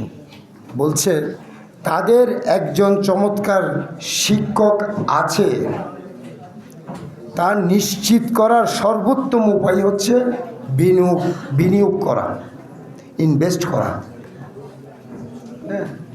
পৃথিবীতে সবচেয়ে বড় ইনভেস্টমেন্ট হচ্ছে সন্তানের পিছনে বিনিয়োগ করা, শিক্ষার জন্য। এটা হচ্ছে পৃথিবীতে সবচেয়ে বড় বিনিয়োগ। আমি আমার গার্ডিয়ানদেরকে অনুরোধ করব, আমরা যে যাই করি না কেন, সন্তানের পড়াশোনার জন্য কোনোদিন কোনো রকম কার্পণ্য করব না। আমরা যতটুকু সম্ভব ভালো স্কুল, ভালো কলেজ, ভালো টিচার দিয়ে আমাদের সন্তানদেরকে পড়াশোনার জন্য চেষ্টা করব। এটাই সবচেয়ে ইম্পর্ট্যান্ট। সম্মানিত উপস্থিতি, মাইজভান্ডার দরবার শরীফের পবিত্র উরস শরীফ 10 মাঘ।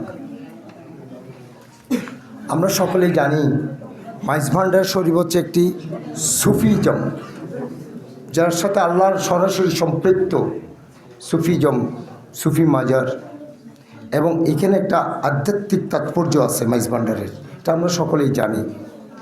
এখানে আমরা কেন যাই? আমরা আশীর্বাদ পাওয়ার জন্য, শান্তি পাওয়ার জন্য এবং সান্ত্বনা খোঁজার জন্য যাই, তাই না? আগামী পবিত্র উরস শরীফও আমরা সকলেই এই পবিত্র মাইজভান্ডার শরীফের এই যে ওখানে যে আমরা আশীর্বাদ, শান্তি এবং সবচেয়ে ইম্পর্টেন্ট হচ্ছে ওখানে মানুষের মধ্যে ঐক্য এবং সম্প্রীতি সৃষ্টি হয়। এই মহান মাইজভান্ডার এর যে একটা ছায়া আমাদের এলাকায় আছে, এই জন্য আমরা আল্লাহর কাছে শুকরিয়া জানাই এবং আমি সকলকে ধন্যবাদ জানাই এইখানে আমাকে বারবার আসার সুযোগ করে দেওয়ার জন্য। আমি আবারও কৃতজ্ঞতা জানাচ্ছি, ধন্যবাদ জানাচ্ছি। আসসালামু আলাইকুম।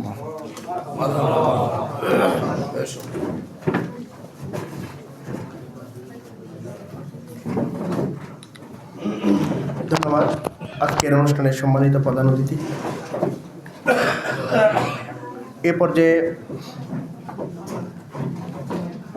যারা চট্টগ্রাম বিশ্ববিদ্যালয় ভর্তি পরীক্ষা, এসএসসি এবং এসএসসি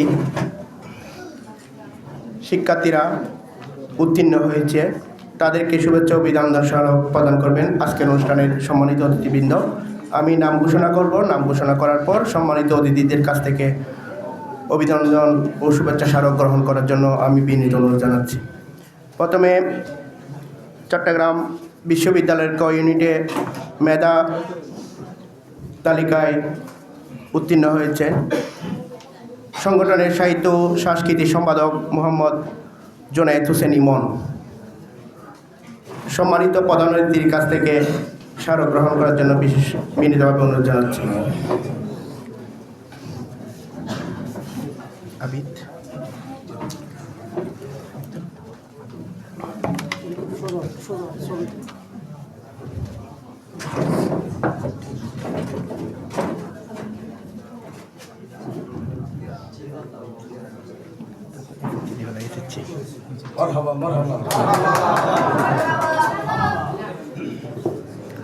মারহাবা।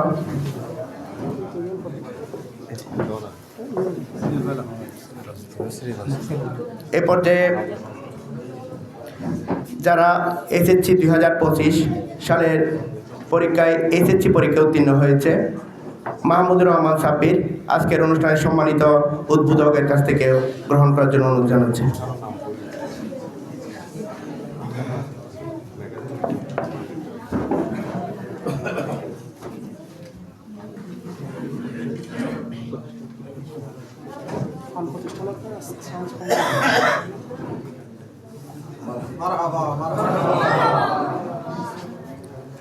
মোহাম্মদ ইরফান, হাটহাজারী সরকারি কলেজ, এসএসসি বলেছিলাম, এসএসসি।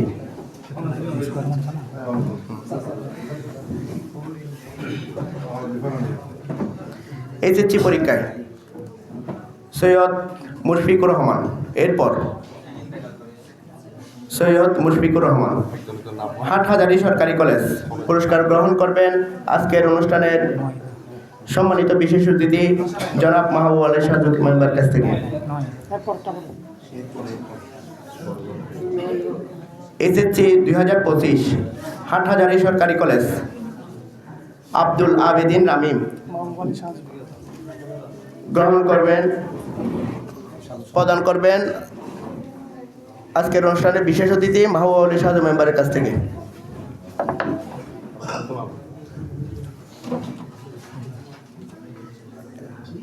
এরপর SSC 2025 Mohammad Mainul Islam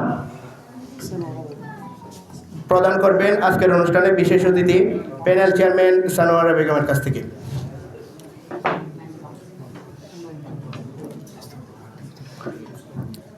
SSC 2025 Mohammad Rahatuddin Farhadabad school and college প্রদান করবেন আজকের অনুষ্ঠানের সম্মানিত অতিথি জনাব মোহাম্মদ এনামুল হক সিদ্দিকী ভাইয়ের কাছ থেকে।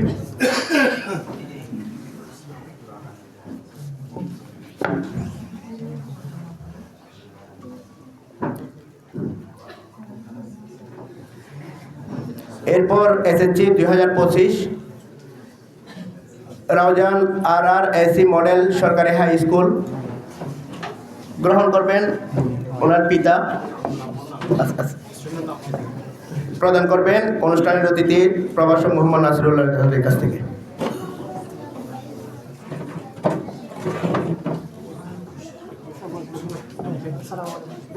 এসএসসি 2025 মোহাম্মদ আসমাইন হোসেন রিহাত আছে।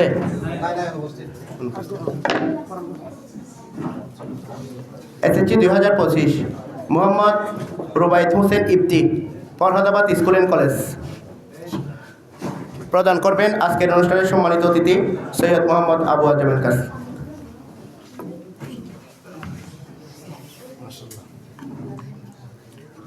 এসএসসি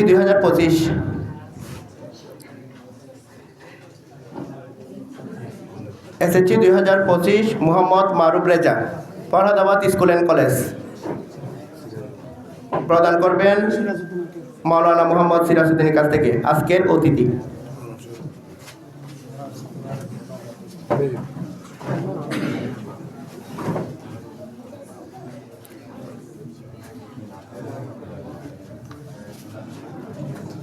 ধন্যবাদ।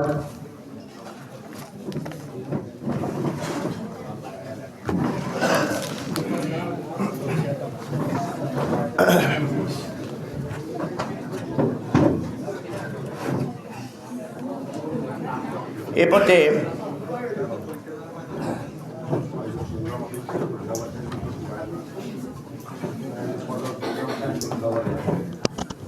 বক্তব্য রাখার জন্য অনুরোধ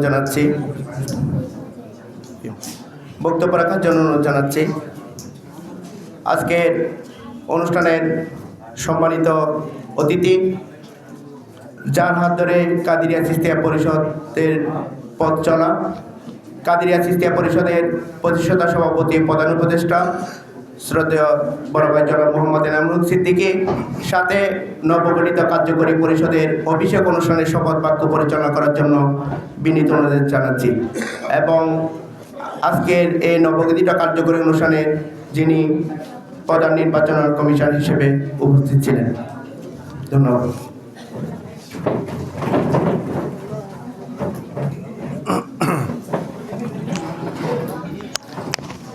আউযু বিল্লাহি মিনাশ শাইতানির রাজিম। বিসমিল্লাহির রহমানির রহিম। ঐতিহ্যবাহী সামাজিক, সাংস্কৃতিক এবং সেবামূলক সংগঠন কাদিরিয়া চিশতিয়া পরিষদের ব্যবস্থাপনায় গৌসুল আজম মাইজভান্ডারী হযরত আহমদুল্লাহ কাদ্দাসিল্লাহুল আলিজ মহান 10ই মাঘ স্মরণে আলোচনা, এসএসসি, এইচএসসি এবং অত্র সংগঠনের কর্মকর্তারা যারা বিভিন্ন পদে সম্মানিত পদে অধিষ্ঠিত হয়েছেন তাদেরকে সংবর্ধনা এবং নবনির্বাচিত 2025-27 সেশনের কার্যকরী পরিষদের অভিষেক অনুষ্ঠানের প্রিয় সভাপতি মোহাম্মদ নিজামুদ্দিন, প্রধান অতিথি হিসেবে উপস্থিত আছেন ফরহাদাবাদের কৃতি সন্তান Chittagong doctors lab and doctors হসপিটালের সম্মানিত চেয়ারম্যান, যার প্রথম অনুদান দিয়েই কাদেরিয়া সিস্তিয়া পরিষদের লাইব্রেরি সহ 4তলা ভবনের কাজ আমরা শুরু করেছি, আলহামদুলিল্লাহ। উপস্থিত আছেন আজকের অনুষ্ঠানের সম্মানিত উদ্বোধক 1 নং ফরহাদাবাদ ইউনিয়ন পরিষদের ভারপ্রাপ্ত চেয়ারম্যান আমার শ্রদ্ধেয় মামা জনাব শফিউল আজম সাহেব। উপস্থিত আছেন আজকের অনুষ্ঠানের সম্মানিত বিশেষ অতিথি ফরহাদাবাদ ইউনিয়নের সম্মানিত প্যানেল চেয়ারম্যান জনাবা সানোয়ারা বেগম। বিশেষ অতিথি হিসেবে উপস্থিত আছেন অত্র এলাকার কৃতি সন্তান ফরহাদাবাদ ইউনিয়ন 8 নং ওয়ার্ডের সম্মানিত সদস্য জনাব শ্রদ্ধেয় SM মাহবুব আলী শাহজু। উপস্থিত আছেন কাদেরিয়া চিস্তিয়া পরিষদের সাবেক সভাপতি বন্ধুবর সৈয়দ মোহাম্মদ আবু আজম, প্রতিষ্ঠাতা সদস্য যাদেরকে সাথে না পেলে আজ আমরা 37 বছর আমরা অতিক্রম করতে পারতাম না, প্রতিষ্ঠাতা সদস্য মোহাম্মদ তহিদুল ইসলাম ও মোহাম্মদ মহসিন আলী। উপস্থিত আছেন অত্র সংগঠনের সাবেক সভাপতি উপদেষ্টা মাওলানা মোহাম্মদ সিরাজ উদ্দিন, সাবেক উপদেষ্টা মোহাম্মদ আলী, সাবেক সভাপতি SM রাকিব উদ্দিন এবং সাবেক সভাপতি মোহাম্মদ সিরাজ উদ্দিন লিটন। একটু আগে আমাদের কাছ থেকে যিনি বিদায় নিয়েছেন প্রধান বক্তা চট্টগ্রাম বিশ্ববিদ্যালয় সাংবাদিকতা বিভাগের সম্মানিত প্রভাষক, আমাদের অত্যন্ত স্নেহধন্য অধ্যাপক মোহাম্মদ আতিকুল্লাহ বক্তব্য রেখে চলে গেছিলেন। বিশেষ করে কাদেরিয়া সিস্তিয়া পরিষদের সাবেক বর্তমান নেতৃবৃন্দ, বর্তমান কার্যকরী পরিষদের সকল কর্মকর্তাবৃন্দ, অত্র এলাকার মুরব্বীবৃন্দ এবং এলাকাবাসী যারা যেখান থেকে শুনছেন, আসসালামু আলাইকুম ওয়া রাহমাতুল্লাহি ওয়া বারাকাতুহু। বক্তব্য অনেক হয়েছে, যে বক্তব্যগুলি আসছে আমরা যদি সেগুলি অনুসরণ করি তাহলে আমাদের জীবন পাল্টে যাবে। 2088 সালের 20 ডিসেম্বর আমরা মাত্র 7 জন, আমরা যখন ক্লাস 6-এ লেখাপড়া করতেছি, আমরাও বুঝছিলাম, আমরা জানতাম না সামাজিক কাজ কি, ধর্মীয় কাজ কি। বিলে খালে আমাদের বিচরণ ছিল, হাঁটতে হাঁটতে আমরা কথা বলতাম।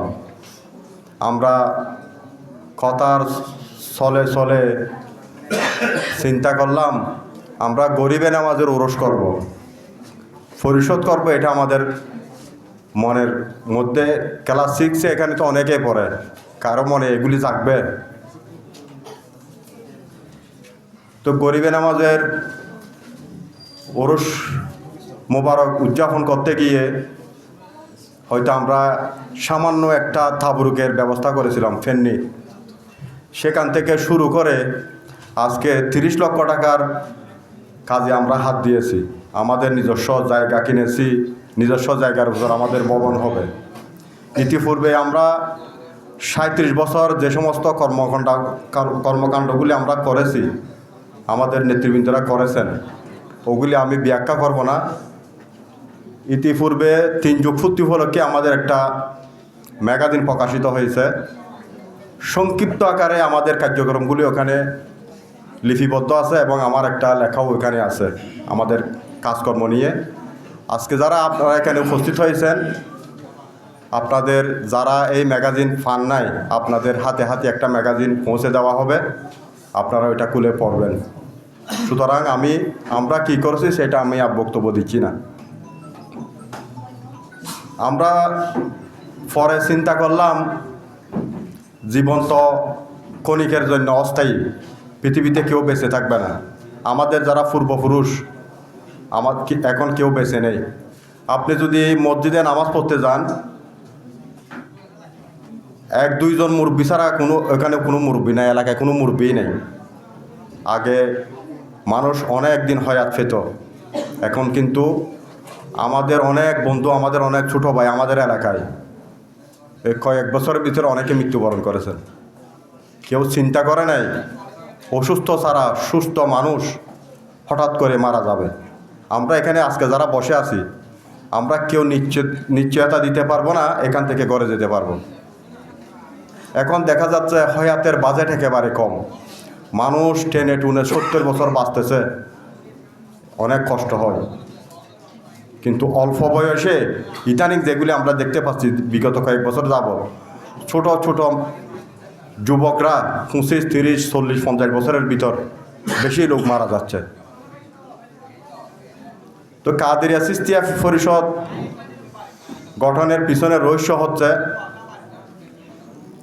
আমরা এটা করেছি বাবা পাওয়ার জন্য নয়, সামনে চেয়ারে বসার জন্য নয়, আমাদেরকে সমাজসেবক, দানবীর এগুলি বলার জন্য নয়। আমাদের লক্ষ্য উদ্দেশ্য একটা, এখানে যখন আমরা পুরা বছরব্যাপী কাদেরিয়া চিশতিয়া পরিষদের পক্ষ থেকে বিভিন্ন অনুষ্ঠানমালা করা হয়, যেমন এখানে প্রতিষ্ঠাবার্ষিকী করা হয়, আমরুল ফরহাদ আবাদীর উরস উপলক্ষে আলোচনা করা হয়, গৌসুল আজম মাইজভান্ডার উরস উপলক্ষে আলোচনা করা হয়, গরিবে নামাজের চাঁদ উদয় হলে আলোচনা করা হয়, এবং রমজানে ইফতার মাহফিল করা হয়, ইফতার সামগ্রী বিতরণ করা হয়, ঈদে কাপড় চোপড় দেওয়া হয়।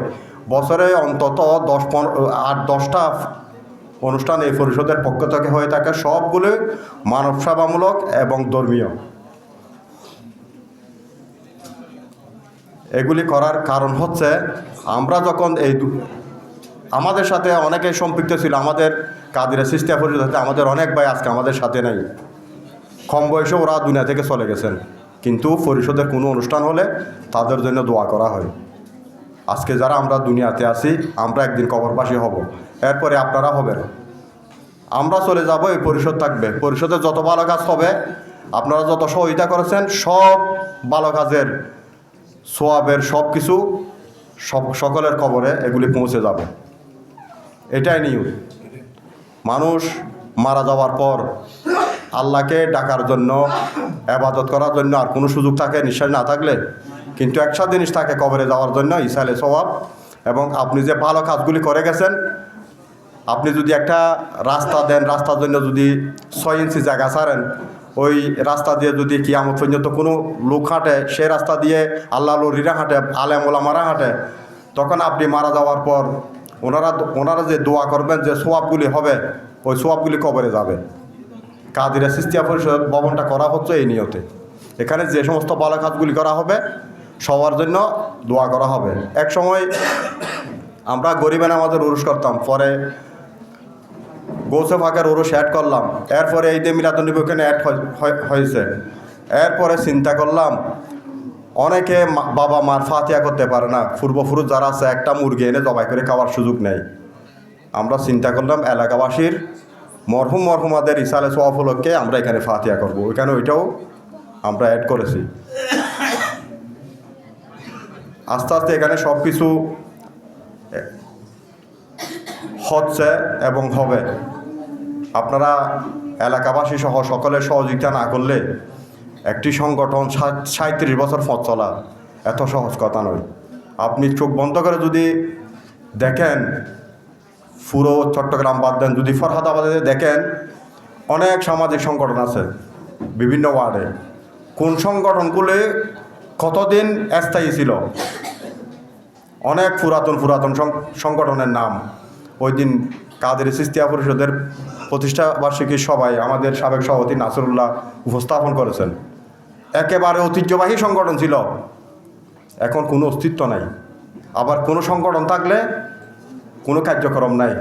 কিন্তু আল্লাহর কি রহমত, গৌসেফাক এবং গরিবে নামাজের নামের সাথে সম্পৃক্ত থাকার কারণে আমার মনে হয় 37 বছরে 37 দিনেও আমরা কর্মসূচি থেকে বিরত থাকি নাই।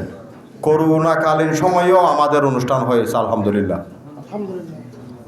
আমাদের অনুষ্ঠানটা বছরে যে বড় একটা মাহফিল হয়, করোনাকালীন সময়ে ওই ডেটটা ছিল না, করোনার পরে আমাদের মাহফিলটা হয়েছে। এই অর্থাৎ আমাদের কার্যক্রম বন্ধ হওয়ার কোনো সুযোগ নাই, এটা চলমান ছিল।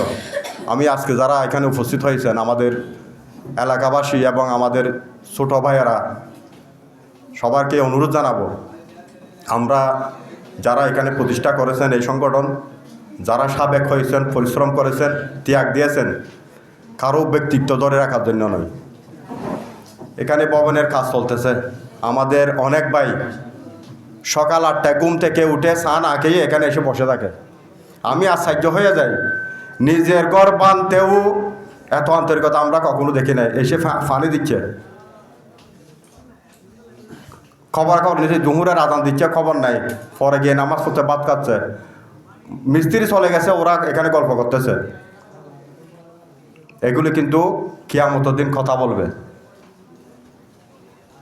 আমি আশ্চর্য হয়ে গেছি, কাজ যেদিন থেকে শুরু হয়েছে সকালে ঘুম থেকে উঠে মিস্ত্রি আসার আগে এখানে সবাই বসে থাকে, মিস্ত্রি যাওয়ার পরে ওরা এখান থেকে যায়। দুপুরে অনেক সময় অনেকে খাওয়ার খাই নেই। যারা ছোট, আমি আপনাদেরকে বলবো, আপনাদের যারা আগে দায়িত্ব ছিল, এখন তারা দায়িত্ব পালন করতেছেন, তাদেরকে অনুসরণ করবেন। তাদেরকে যদি অনুসরণ করবেন আপনারা ধন্য হবেন। কাদেরিয়া চিশতিয়া পরিষদের সাথে যারা অন্তর দিয়ে সম্পৃক্ত থেকেছেন, দেশে প্রবাসে তারা প্রতিষ্ঠিত হয়েছেন। আবার এখানে থেকেও যাদের অন্তরের মধ্যে কালি ছিল, এমনি লোক দেখানো ছিল কিন্তু অন্তরে ভালোবাসা ছিল না, ওরা কোনো জায়গায় সফল হতে পারে না।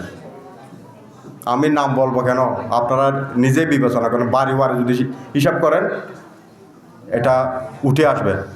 আর যারা এই সংগঠনকে অন্তর থেকে মেনে নিয়ে মন দিয়ে ভালোবেসে নিজের জীবনকে উৎসর্গ করেছেন, একেবারে নিচ থেকে উঠে তারা প্রতিষ্ঠিত হয়েছে। আমি আঙ্গুল দিয়ে দেখাই দিতে হবে না।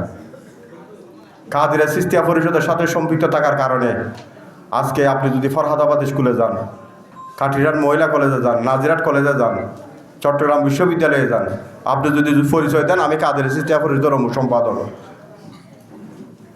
আপনাকে কি সম্মান করেন দেখেন। একটু আগে আমাদের সাবেক সভাপতি সৈয়দ আবু আজম বলছেন, আমরা দুইজনের কথা, আমরা আরও অনেক সংগঠনের সাথে সম্পৃক্ত আছি। কাদেরিয়া চিশতিয়া পরিষদের প্রতি আমাদের যে আন্তরিকতা, সেই আন্তরিকতা অন্য কোথাও কিন্তু বসে না। আর আমরা উঠে এসেছি এই সংগঠন থেকে। এই সংগঠন করার কারণে আজকে আমাদেরকে সব জায়গায় চিনতেছে। আপনি যদি চট্টগ্রাম বিশ্ববিদ্যালয়ে যান, সচিবালয়ে যান, জেলা পরিষদে যান, ইউনিয়নের কাছে যান, বিভিন্ন কলেজে যান,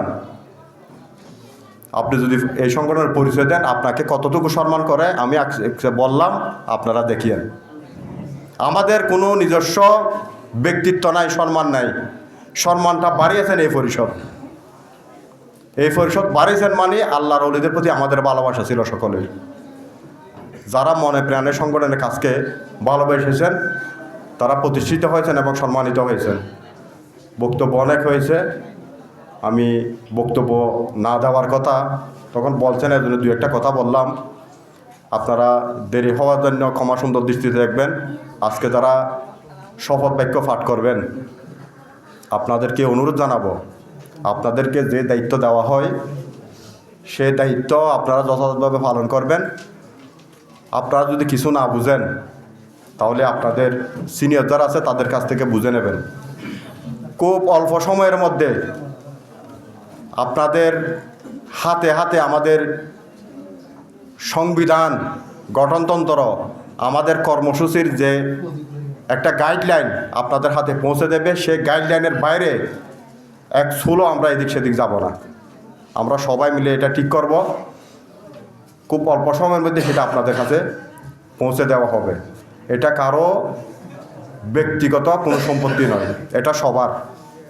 কেউ বলতে পারবে না এটা আমি করেছি, ওইটা অমুকে করেছে, এটা বলার কোনো সুযোগ নাই। এটা আমরা সকলে মিলে করেছি। এটা আমাদের নিয়োগ থাকতে হবে। সবাইকে অসংখ্য ধন্যবাদ। আমি এখন অনুরোধ জানাবো নবনির্বাচিত কার্যকরী পরিষদ দ্বারা দায়িত্বশীল যাদের নাম বলবো, আপনারা যে যেখানে আসেন তারাই যাবেন। নাম বলার সাথে সাথে মোহাম্মদ নিজামউদ্দিন নবনির্বাচিত সভাপতি, মাওলানা মোহাম্মদ হুসাইন সহসভাপতি, মোহাম্মদ জিয়াউদ্দিন পাবলু সহসভাপতি। সবাই ভিতরে চলে আসেন যাদের নাম বলতেছি।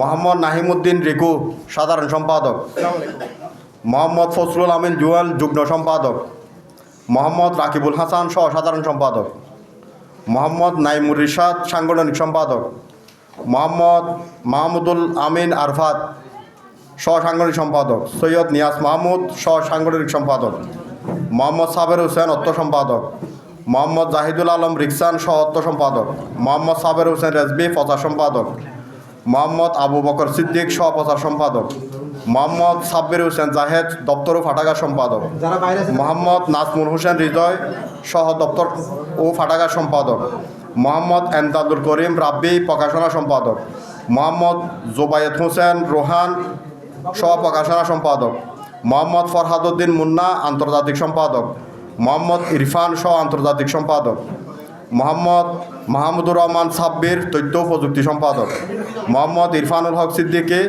সহ তথ্য ও প্রযুক্তি সম্পাদক, মোহাম্মদ জুনাইদ হোসেন ইমন সাহিত্য ও সাংস্কৃতিক সম্পাদক, মোহাম্মদ জোবায়েদ হোসেন সমাজ কল্যাণ সম্পাদক, মোহাম্মদ মেজবাউল্লাহ ফাহিম সহ সমাজ কল্যাণ সম্পাদক, মোহাম্মদ জোরাইয়েন ইস্তেহাদ রাতুল স্বাস্থ্য ও চিকিৎসা সম্পাদক, মোহাম্মদ মর্তুজা আলী আনন্দ সহ স্বাস্থ্য ও চিকিৎসা সম্পাদক, মোহাম্মদ গোফরান উদ্দিন রাহাত ছাত্র কল্যাণ সম্পাদক,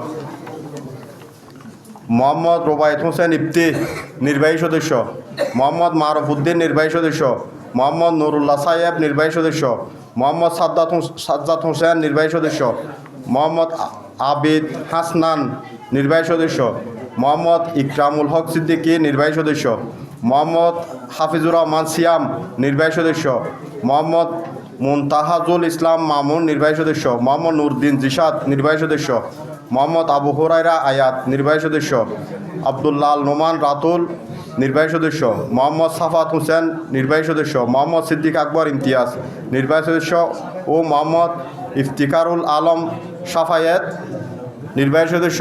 আর বাকিরা যারা আপনারা সবাই সাধারণ সদস্য, আপনাদেরকে এটা তালিকা দেওয়া হবে। আমি সবাইকে সামনে এসে 2 লাইন করে জানানোর জন্য অনুরোধ করছি। আমাদের অনুষ্ঠান একেবারে শেষ প্রান্তে মিলাদ কিয়াম মোনাজাতের পরে তাবরুকের ব্যবস্থা হয়েছে গৌসুল আজম মাঝভান্ডারের উরুষের স্মরণে। আপনারা সবাই তাবরুক গ্রহণ করে যাবেন। এবং আজকে অতিথি এই সাইফু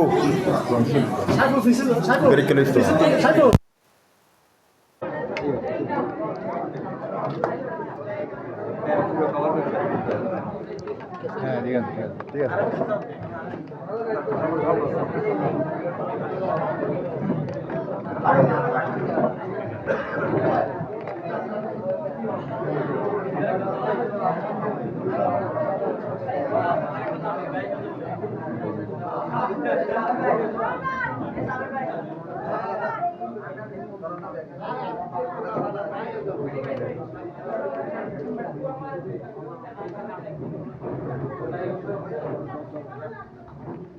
আমি যেটা বলবো আপনারা মুখে মুখে বলবেন। আমি বলবো আপনারা নিজের নাম স্মরণ করবেন এবং পদবিটা স্মরণ করবেন। সবাই কথা বলবেন না, সবাই কথা বলবেন না। আমার মুখে মুখে বলতে হবে। এখানে প্রচার সম্পাদক পর্যন্ত সম্ভবত ফাইন্যান্সিয়াল দিচ্ছে। এই ফাইন্যান্সিয়াল কার্যকরী পর্যন্ত একটা গ্রুপ, হোয়াটসঅ্যাপ গ্রুপ থাকবে। ওই গ্রুপে ফাইন্যান্সিয়াল দেবে, আপনারা ওইটা সংগ্রহ করে নেবেন। সবাই আমার মুখে মুখে বলেন, আমি নিজের নাম স্মরণ করেন এবং পদবিটা মনে মনে করেন। মহান আল্লাহ, মহানবী হযরত মুহাম্মদ মুস্তাফা সাল্লাল্লাহু আলাইহি ওয়াসাল্লাম, আউলিয়া ইকরাম ও সত্য ইমানের প্রতি দৃঢ় বিশ্বাস রাখিয়া প্রতিজ্ঞা করিতেছিলে ফরহাদাবাদের ঐতিহ্যবাহী ধর্মীয়, সামাজিক ও সেবামূলক সংগঠন কাদেরিয়া চিশতিয়া পরিষদের মূলনীতি, লক্ষ্য উদ্দেশ্য, আদর্শ ও গঠনতন্ত্রের সকল নিয়মাবলী মানিয়া চলিব। আমার উপর অর্পিত দায়িত্ব যথাযথভাবে পালন করিব। কোনো অবস্থাতে দায়িত্বের প্রতি অবহেলা করিব না। সংগঠন, সমাজ নৈতিকতা বিরোধী কোনো কাজের সাথে জড়িত থাকিব না। সংগঠন পরিপন্থী, রাষ্ট্র পরিপন্থী, সমাজ পরিপন্থী কোনো কার্যকলাপে জড়িত থাকা প্রমাণিত হইলে সংগঠন কর্তৃক যে কোনো শাস্তি মেনে নিতে বাধ্য থাকিব। মহান আল্লাহ পাক প্রিয় নবী হযরত মুহাম্মদ মুস্তাফা সাল্লাল্লাহু আলাইহি ওয়াসাল্লামের উসিলায় আমাদেরকে এই দ্বীনি কাজে ও জনসভায় নিবেদিত থাকার তৌফিক দান করুন এবং আউলিয়া কেরামের নেগাহে করম আমাদের উপর নসিব করুন। আমিন। আসসালামু আলাইকুম ওয়া রাহমাতুল্লাহি ওয়া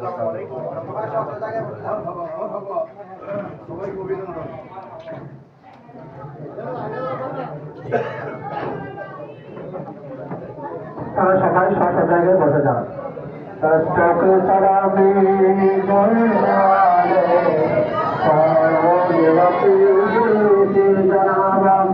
আমেনা শুনতে আওয়াজ